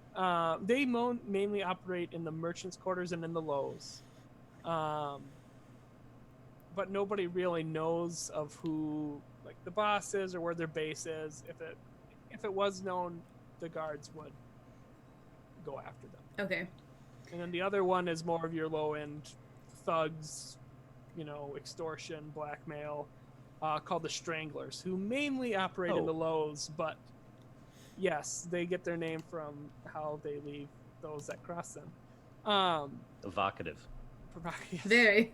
Yes. So the Stranglers occupy the lows, and there's been some contention as they try. Apparently, they're having conflict of interest. You don't know what the fighting's about, but normally the city is pretty peaceful. But the past couple of weeks, open fighting between the two has happened in the streets in numerous places. And at night, different members or suspected members of the group have been found dead. A little bit of a turf war going on. Okay. Like, Will Sparrow doesn't mean anything to me, but I know the Platinum Circle. Platinum Circle is a bit of a nefarious organization, having some trouble with their rivals. Maybe, and I hold up the ledger and I'm like, maybe that's the buyer. As you say that, there's a crash of breaking glass from the window, or sounds like it came from the window. Like downstairs? Yes. Was there a window up here? No. Heck. It's like a fly out the window. Yeah. You didn't hear that? Actually, what do you guys do? You hear the sound of breaking glass from the window. Oh. Well, that can't be good. Run downstairs. Why don't we just roll initiative? Okay, that's That fair. seems safe. I was gonna say it's just gonna be easier to keep track. Only a 10. Boo. It's only a 7.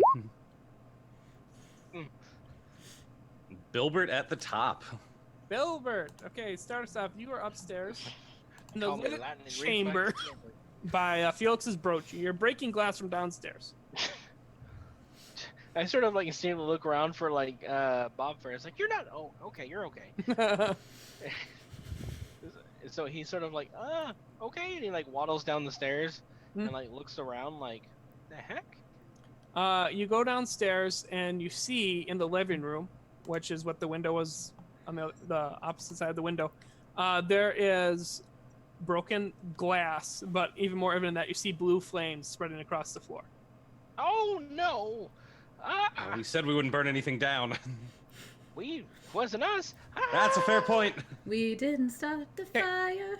So you use like half your movement to get down to the stairs, or halfway down the stairs to see the fire. Okay.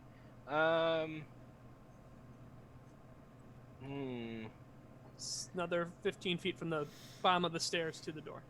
Is there anything like a blanket around, like a tablecloth?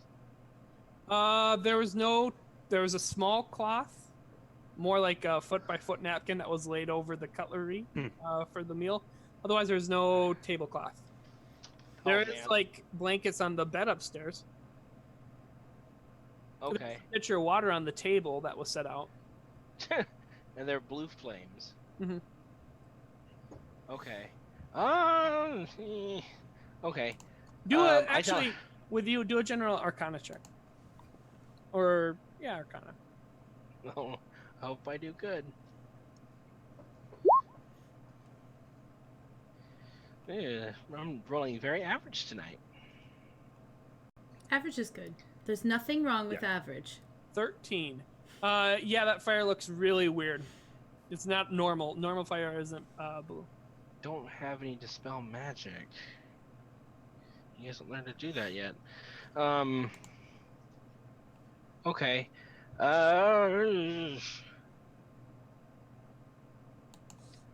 Fires are beginning to lick at the table. I'm going to grab the water from the table with. Okay, you use the rest of your movement to get down to the table. Okay. Well, I was gonna use Mage Hand to try to like grab the water with and Mage splash Hand, it. yeah. Sort of like like throwing up the I fire. like it.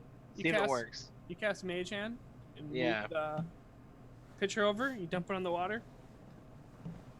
It goes and it spreads. Where the water goes, the fire lights on it. The fire is now doubled in size. Did you hear Milward shriek from downstairs? Help! Okay, so that's action bonus. bad. Is there anything Yeah. else you have? I think you have like a bonus action left. Yeah, I don't really have anything. He actually, can I just dismiss Bobbert in case I catch fire? Yes, you can do that. Get to Get safety! outta here. And, like, poof. Okay, next then Lilith. Lilith. Lilith, I run downstairs. Yes, you see the fire now. You see the last moments of the water dumping out from this pitcher, and then as it hits, it's briefly quenched, but then roars back twice inside as the water that spread out on the floor now lights and flame. Heck, how high off the ground are the flames? At this point, they're low flames, so it's like 4 or 5 inches off the 4 or 5 inches off the floor. Okay. Starting to So look we- at like the table leg with Yeah. little splotches of it are on the weapons table. So I'm not worried about us getting trapped in here just yet, because that's Ooh. like low enough that we could like run or fly over it. I'm gonna try prestidigitation to see, because I can snuff out a fire the size of a campfire. It's like spread over like at this point like a 10-foot radius. Could I get like a 10-foot portion of it cube. though? You could try. So I'm gonna try to target like the biggest amount that I can get with like a campfire size. Yes. And like, huh, and see if it goes out. Go ahead and roll Arcana Okay. or Nature. Arcana or nature. Roll to put out the fire. Equal a bonus. So, do I think one would be better than the other? What? Arcana or nature, or is this just a check? It's I'm gonna Arcana. They're the same. Arcana. It's fine. Arcana would be your control of the spell. Nature would be just naturally how you best put out a fire. Eh, 9. 9? 9. You can see it doesn't spread the fire. It does snuff it out a bit, but the way you cast it wasn't effective. Perhaps a bit better, it would have some effect on the fire. Okay. Anything else on your turn? So it took me 15 feet of movement to get downstairs. Get down, yeah. How many feet to the door? Another 15. How heavy is Bilbert? How heavy is Belbert? It's impolite to ask. That's I'm true. just kidding. He What is a effect does straight. gravity have on Belbert? He is a straight 40. With a 9 strength, I can pick up 40 pounds, right? Oh yeah. Can I just Yeah. like? I was like, I'm A bit normal. rough, but yeah, you yeah. can pick up 9 pounds. Can I Average just, person like- can pick up- He's got the big like leather jacket thing on. Could I Yeah. just like grab him by like the collar basically and like pick him up and like run to the door? Yeah. Okay, I'm gonna do that and kind of like, sorry, hope this isn't rude.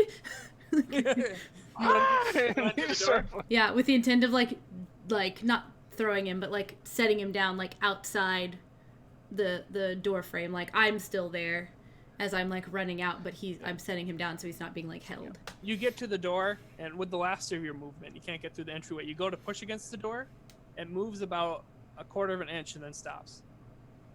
Oh, okay. I don't set him down. I'm sorry. He's just sort of like arms out. He's like, oh no. Anything else on your turn? I'm trying to think of what I could do with a bonus action. Scream in fear. Yeah.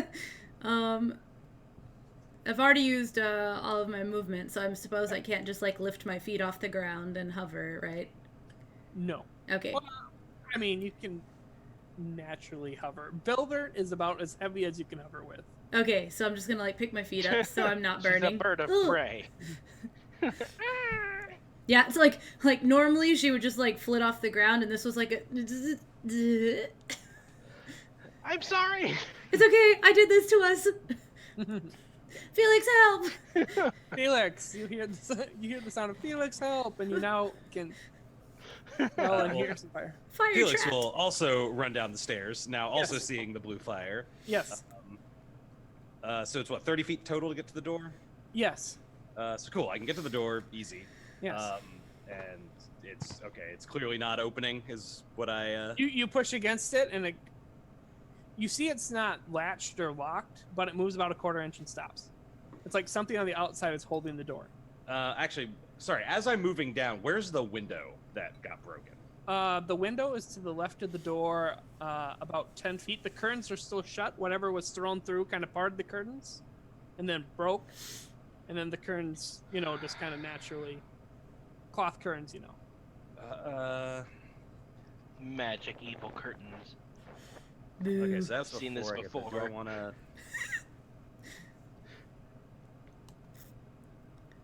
Okay, so I get to the door. Yeah. And it's so I see where the windows. I see the doors not opening. Yeah. And it feels like there's something. It's not just like. Okay, so it feels like there's something blocking it from the other side. So Yeah, you probably like just push it and it moves a quarter inch, and you like push it again, it moves a quarter inch. It's So- not the lock. It's not like stuck in the latch. It's something on the outside's holding it or stopping it So- from opening. Now I got to decide. Do I want to? It's like my options are see if I can break the door down, which if there's something blocking it, may not matter, or go out the window and see if I can remove whatever's blocking it. Mhm. So how much movement would I take to get through the window now that I'm at the door? Through the window. I'd say that just dive through the window with your remaining movement. 10 feet. You could dive through the window with your remaining movement, but you couldn't get to the door on the opposite side. Gotcha. But once I'm out there, I could decide if I want to step of the wind. That and is have a true. lot more That is movement, true. That is so. true. So yeah, feels like he tries the door, doesn't open, looks back at those guys, is like, "I'll be right back," and he dives out through the window. The fire is actually close on that side, so just make a deck save or a dexterity check to avoid catching on fire as you land. Straight decks, or or could I do acrobatics? Acrobatics. Cool. Come on, Felix. 22. Yes, you nimbly find those small gaps in the floor where the fire hasn't spread along to the wall yet, and you just dive through the window, breaking more glass. And the curtains kind of rip as you go through, and you take one side of the curtains with you as you go. You land out on the pavement. Seeing there, a quick glance at the door. You don't see, from this distance at night, you don't see anything blocking it, but you do see Triss standing there in front of the door.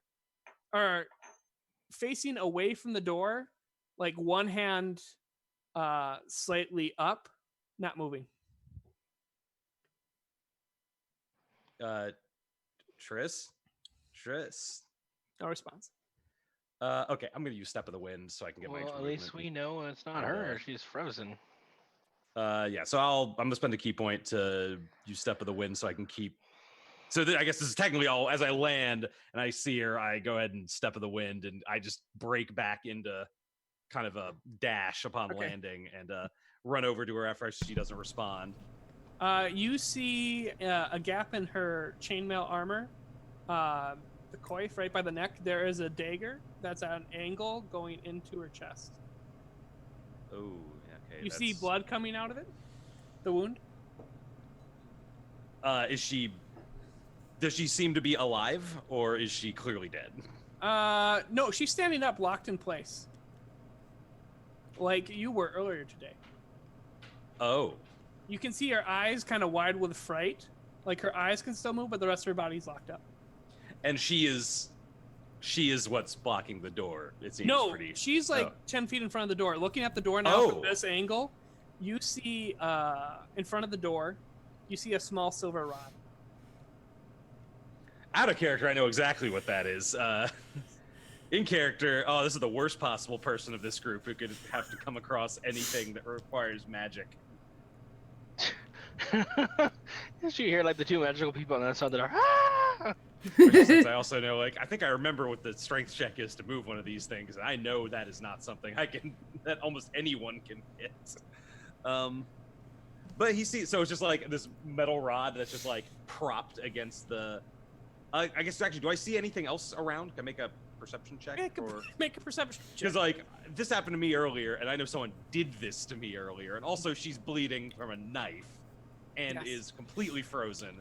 So that 11. Probably don't notice a person if there is one. 11. Very bad at Doing a quick glance up and down the street. Or if my passive perception is 14, if that matters. Yes. But- You don't see anybody just standing around within 40 feet.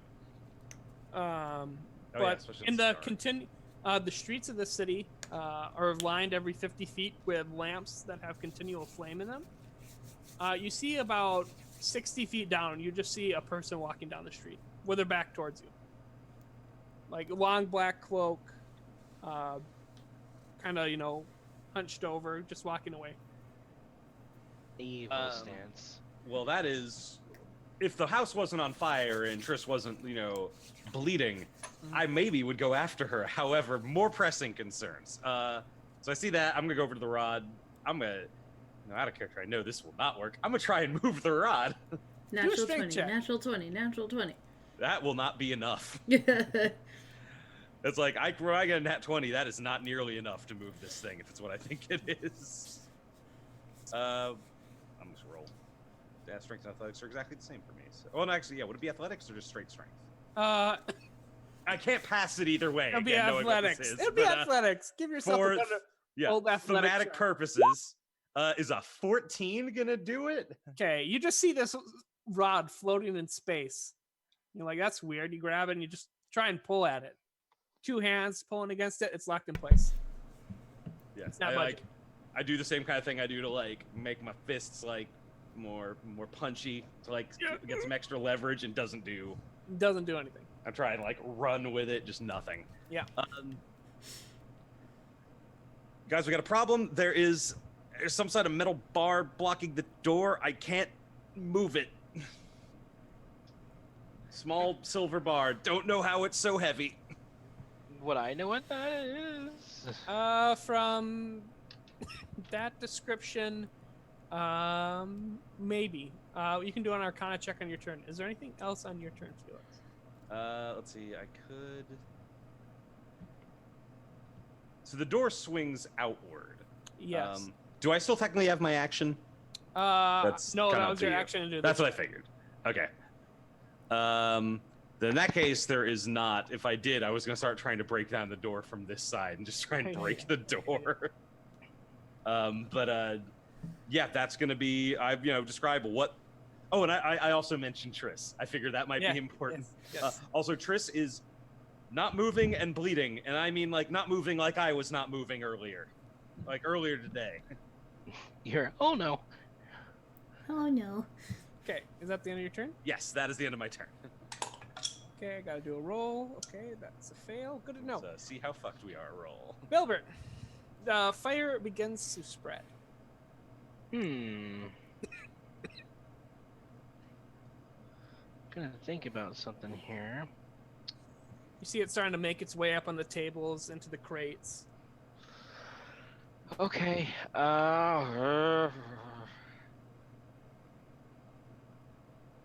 Guys, I think we went in the wrong house. Trying to think of something here.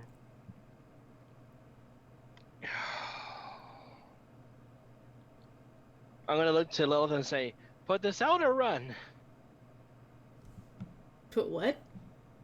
The fire. Should I try to put this out or you run? guys could just go out the window too. I didn't Run. think about that. Run? Okay. Does Put I'm me like- down. It's just sort of like. Ah! Okay. Can he reach the window? He's gonna have to do like an acrobatics check to. I'm Like, not putting him dive out down. of it. Okay. And the fire's Okay. starting to like go up on the curtains and the wall too. So. Can I try something? Or the one curtain that's left. I'm gonna try. This is such a iffy. I'm gonna try to use chromatic orb and use cold and Oh, there shoot you it at go. the fire. Go ahead, try that. That's clever. So you go ahead. I won't make you roll. It's the floor. The floor has dodged me. The You floor. hit- Bill. You You aim hit the your chromatic wall. orb at a spot on the floor, and it does like how large of an area of cold? Is it like 5-foot radius of cold, or 10 foot? It says if you hit, I think. Well, it's a 4-inch diameter sphere, but I hit a creature. Okay, I'll say it's a 5-foot square. Yep, frost radiates throughout the area, and it does snuff out the fire in that zone. Okay, we're good. Part of it. Okay, how many? So I got. I look down to Lilith and I wiggle and I'm like, I got one more of those if you wanna get me to the window and I'll shoot it again. How many 5 feet sections do I anticipate? It's 10 feet to the window. He put out 5 feet of it. Right. But I mean, how many 5-foot sections of fire are there if he's got one more? 1, 2, 3, 4, 5, 5. Okay. I'm Yeah, like, we're not uh-huh. extinguishing this house. I just mostly meant like in case it comes at us again, you know. Oh, okay.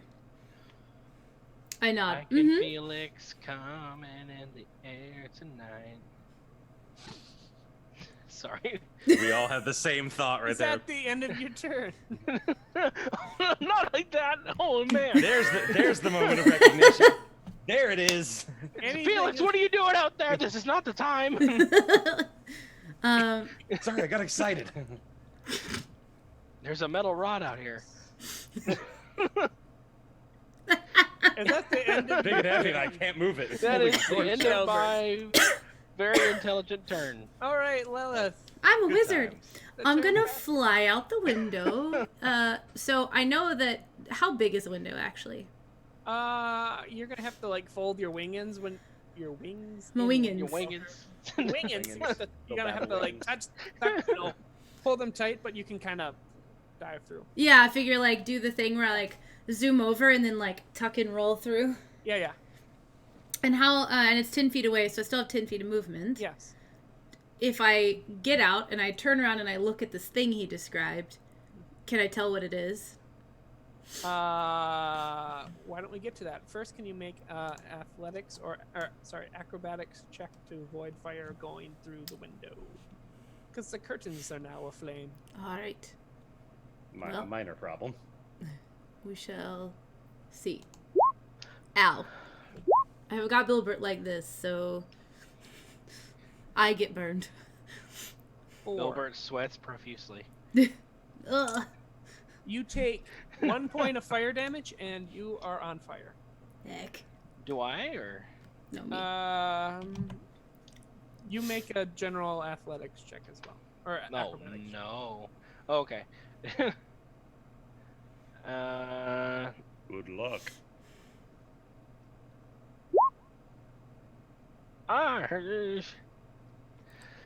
I'm on fire. It's a We're 9. both. We're You're both. on fire. You take We both are. 3 on points of fire damage and are on fire. Sorry. You are outside. Hot, See- hot. Yeah.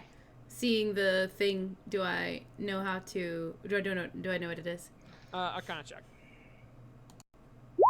20. You have heard of this. This is an immovable rod. Do I know how to use them? Yes, you looked at one briefly at a magical shop and decided not to purchase it, but you just had a button at the end. I run over and I'm like, I've seen this, and I click it and pull the thing back. Okay, you pull the thing back. You got it in your hand. Completely movable now. Mm-hmm. And then I turn around and I'm like, The Oh, door no. swings open. yeah. I'm like, oh no, Triss. And that's Yeah. the end of my turn because I'm out. Felix. Okay, well, that was my one pressing thing. Unfortunately, I am not very good at, and by not very good, I mean I have nothing for, like, healing someone. So, I'm gonna run over to Triss since again she's bleeding and As you run back over to Triss, something has changed since you last saw her. Her eyes are still wide with fright. She is still paralyzed, but you now see a trail of blood coming out from one of her eye sockets down her cheek.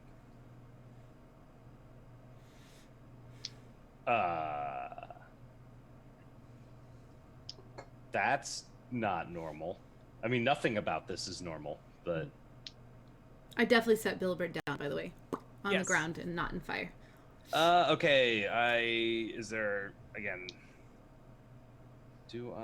anything I could do to try and stop her? I guess could I try and make a medicine check to see if I can make it not so bad? Like stop the bleeding Make a bit? medicine check. At least I figure that it's the least I can do, literally. 17. 17. You don't know what's going on with the eyes, why that would be bleeding from a dagger wound to the chest. But you know that if you pull the dagger out, it'll increase the bleeding, but if you compress the wound, it should stop it and prevent any further damage. So I guess I at least do. I try and make the bleeding not quite so bad as best as I can, because it's.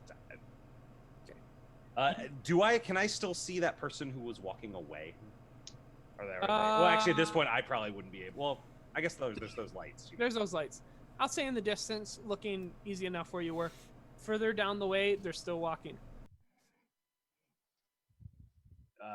They're like 30 or 40 feet further than they were. They're like another lamppost down from where you last saw them. I nod. I guess I kind of like nod in that direction. And I kind of quietly say, "There's someone else that way." And I will say, did you pull the dagger out to stop the bleeding? Oh yeah. So yes. Okay then. Okay, I misunderstood you. So yeah, I do whatever that check determined was the best option for me to do, Yes, pretty much. yes. Which I guess pull the dagger out and try and compress it. Okay, I will say passively you notice mixed in with the green or the crimson color of her blood, you do see a faint green tinge coming off with the liquid of the blade. Got it. I feel like I don't need to. That is not normal blood color.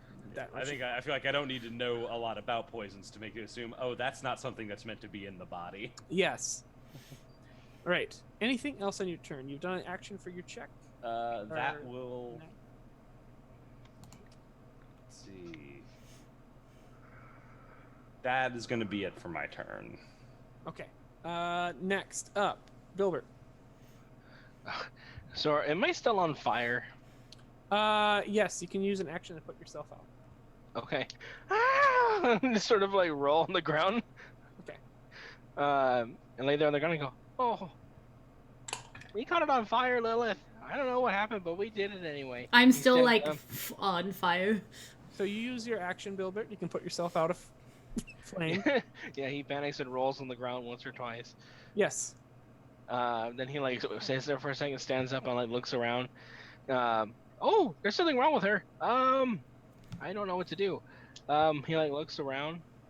Lilith, can you heal her like you did me? Yes, on my turn. Okay. Yeah. That's it. That's it for me. He just sort of like looks around like panicked, and he's like, "Oh, you're on fire too."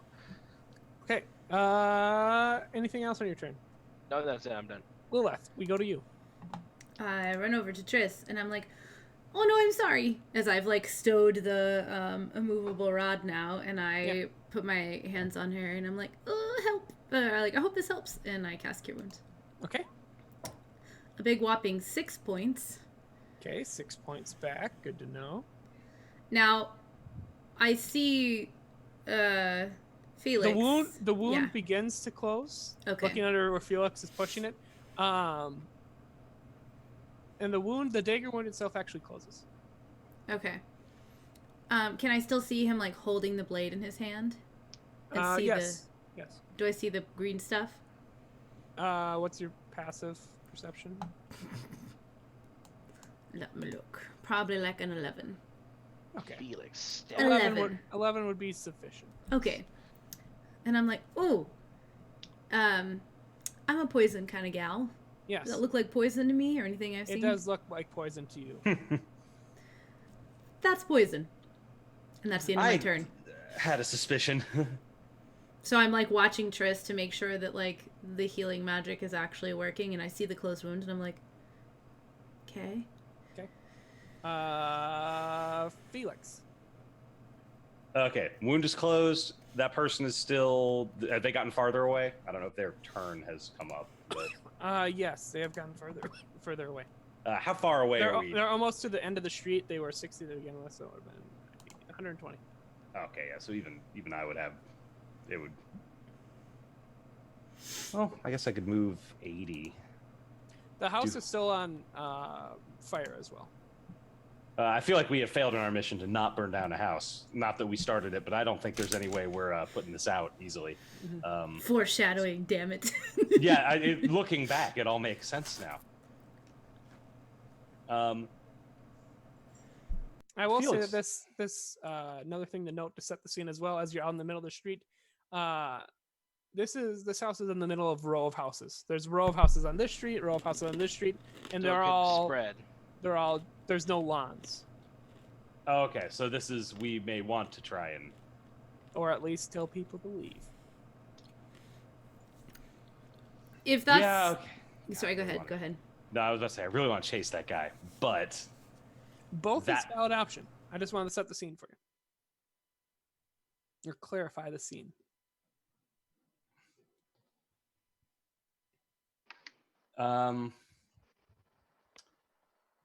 Screw it. I'm gonna do the brash, stupid thing.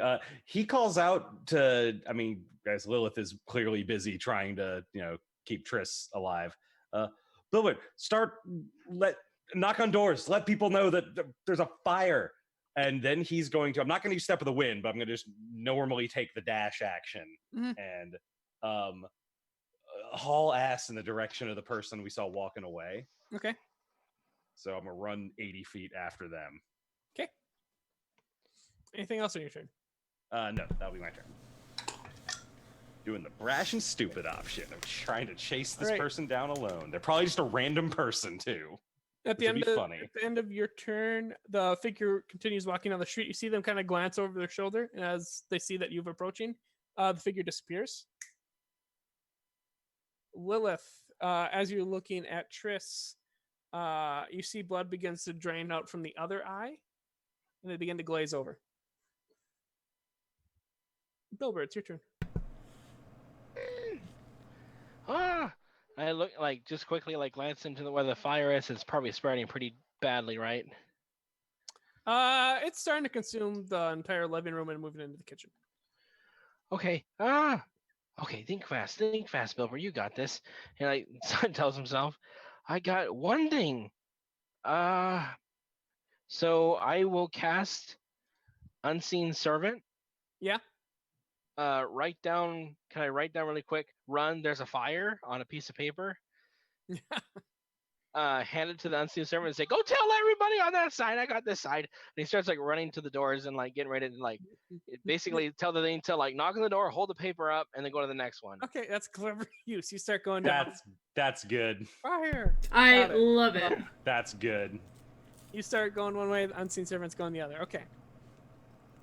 So you see this paper just he sort of he hoo, and then there's this little poof in the dirt, and then he hands the paper to the thing, and he's like, "Okay, go," and the paper just sort of floats off. Okay. All right, Lilith.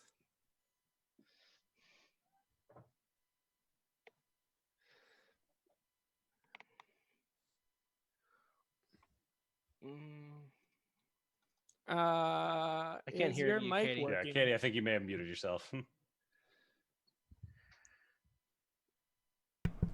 you hear me now? Yes. Okay. Back. I'm very concerned about Triss.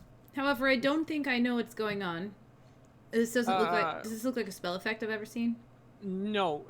With your effective poisons, some are immediate and some can take root, affecting the body over a long time period. And I cannot cure poisons. With the eyes glazed over, is this me understanding shit? Kind of. She's not doing well, yes. Yeah. Hick. Like when I say roll over, I should say before where eyes were wide, they've rolled back. Do I feel like she's dead or like on death's door? She's. You don't know. She's not dead, She's not dead. Okay. but she's definitely going that way in some fashion. He's had better days. As I'm like torn between trying to prestidigitate out the fire and like fight the fire and save Triss, and if I think I can save her, I'm gonna use Molest Cure Wounds and try to keep her from dying. Okay. Go ahead and roll that. Ugh, 5 points. Why? 5 points. Yeah. Okay, that's good to know. And on with my bonus action, I'm just gonna grab her by the shoulders and say, "It's just poison. You can fight this," and inspire her. Okay. Does that work with Attacks, saving throws, and ability checks. Okay, good to know. Good to know. All right. Anything else on your turn, Lilith? Oh no, sorry. I just realized my closed captioning said molest cure wounds.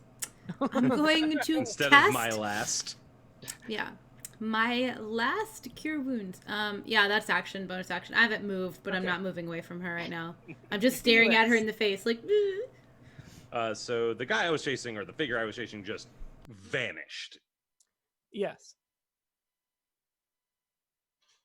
Just Like- kind of blinks for a second.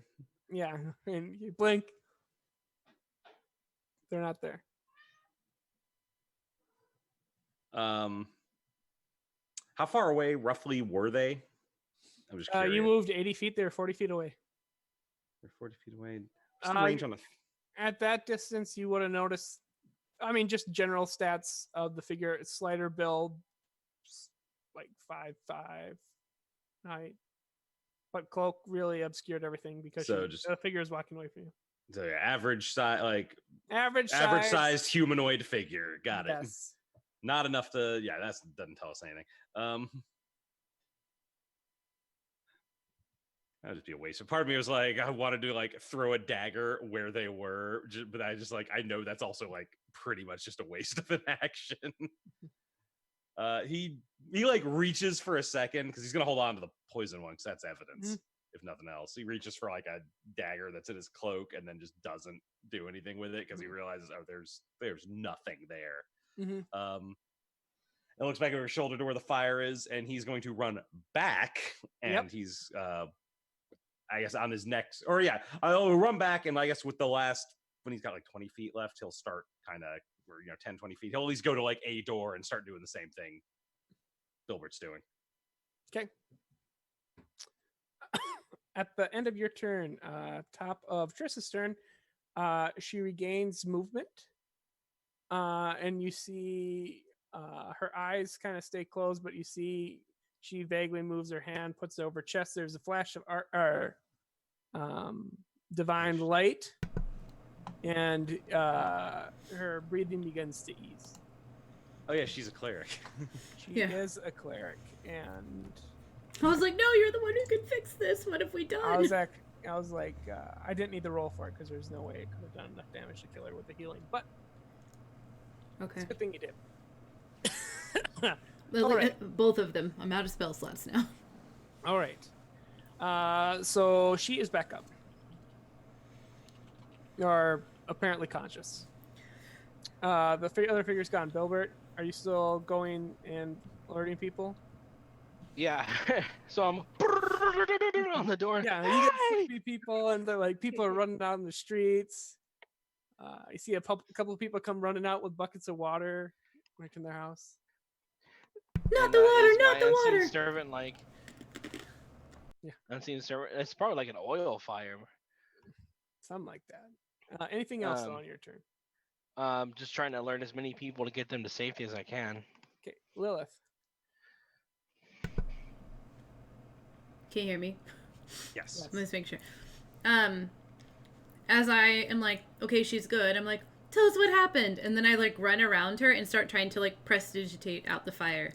And that's basically what I'm going to spend pretty much every action doing is I'm like yelling over my shoulder or whatever.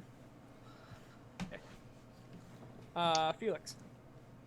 Yeah, Felix isn't going to be a whole lot of use putting out a fire, so I don't have any magical tricks for that. So Yes.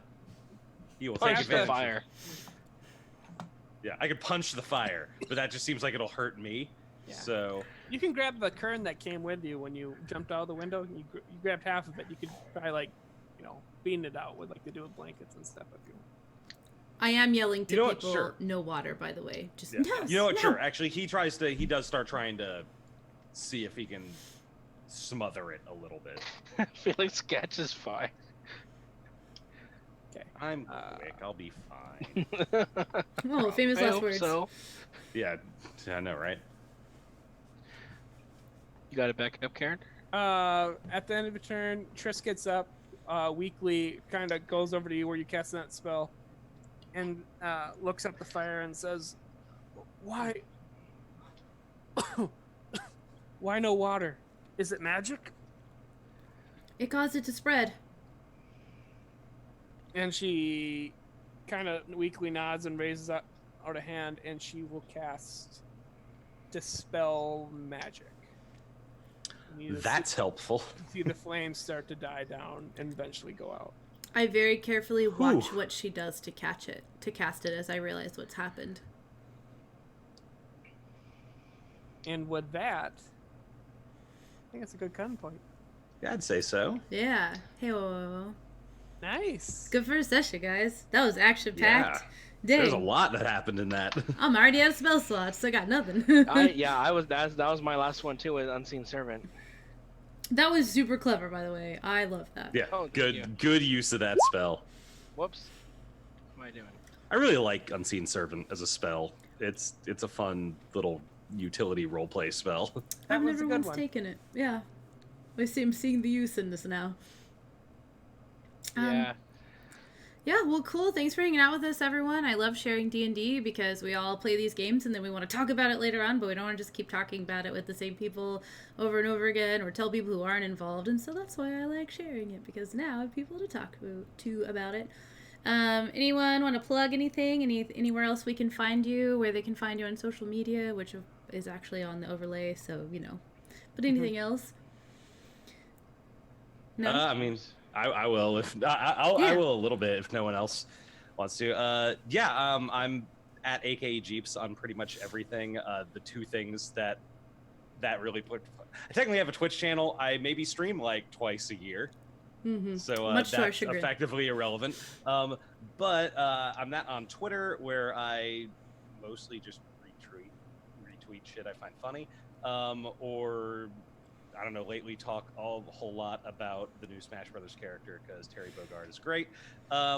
More fun for me is I am AKA Jeeps on Instagram, where you can see all my cosplay stuff. So if you like seeing random cosplay stuff, mostly anime and video games, you should go check that out because I do that. And It's really fun. cool. So Endorse. yeah, that's my self promotion. I never get to do this. So Are you making maps yet, Zach? I do stream on occasion making maps. The one that's in the background is a snapshot of the one that I made for this campaign. Mm-hmm. I randomly stream other stuff on there as well. I have fun with map making, so if anybody has a sketch of a map, I'll just do it for free on stream with my little program. thanks for reminding me of that. I was As going to we're talk gonna to you about that. Map making. Yes. What about you, Chris? My stream name is Golden Guys. As for me, I'm on Twitter at Gatlingun26. It's GATLIN 26. I occasionally do like artwork, usually something funny concerning like Critical Role, or sometimes I have my own artwork like I did with Bilbert, but that's when inspiration's kind and like hits me with something. Other than that, I'm kind of new to this whole thing, so I don't have a lot going on. Maybe I will in the future. So, Yeah. But yeah. You did great. And you guys know me. Yeah. You can find me here throughout the week. Tom is back in the UK now, so I'm back to streaming again. Tuesday nights I'm over at Ascension Stories playing D&D. On Sundays I'm at Sleepiest channel playing D&D. On Saturday I'm at Open for Adventures channel playing D&D, and every other Wednesday you'll find me here. And other times throughout the week. I think this Saturday night we're going to do a Starlit Stardew with DM Coltrane again. Our late night where it's usually about midnight Central Time. We kind of play throughout the night. So that's the next co-stream I have coming up, and everything else will be normal ass stuff. We'll be back to my typical shenanigans. Thank you guys for hanging out with us. I'm gonna find someone to raid. Let's see who we've got here. Oh, Ascension Stories is playing. So if you haven't already followed Ascension Stories, Yeah, they're cool. yeah, they're awesome, and follow them. And on Tuesdays we play D&D as well. All the D&D. I play a lot of D&D. I was gonna say too much. I'm like, oh, a lot of D&D. That's okay. There is no such thing. I mean, I have my little thing for work, and I've been trying to get programs to kind of like talk about that, but That's true. You are a professional DM, technically. technically, It technically counts. Yeah. I do get paid for my job for it once a week. So There you go. That's Heyo. professional DM. Professional DM. Yeah. So we're gonna wrap things up. I'm gonna switch over to the ending screen, and then we'll send you guys over to Ascension Stories. We'll hang out for a bit while we're over there. Bye, everyone. go to buy. Later. Made that same.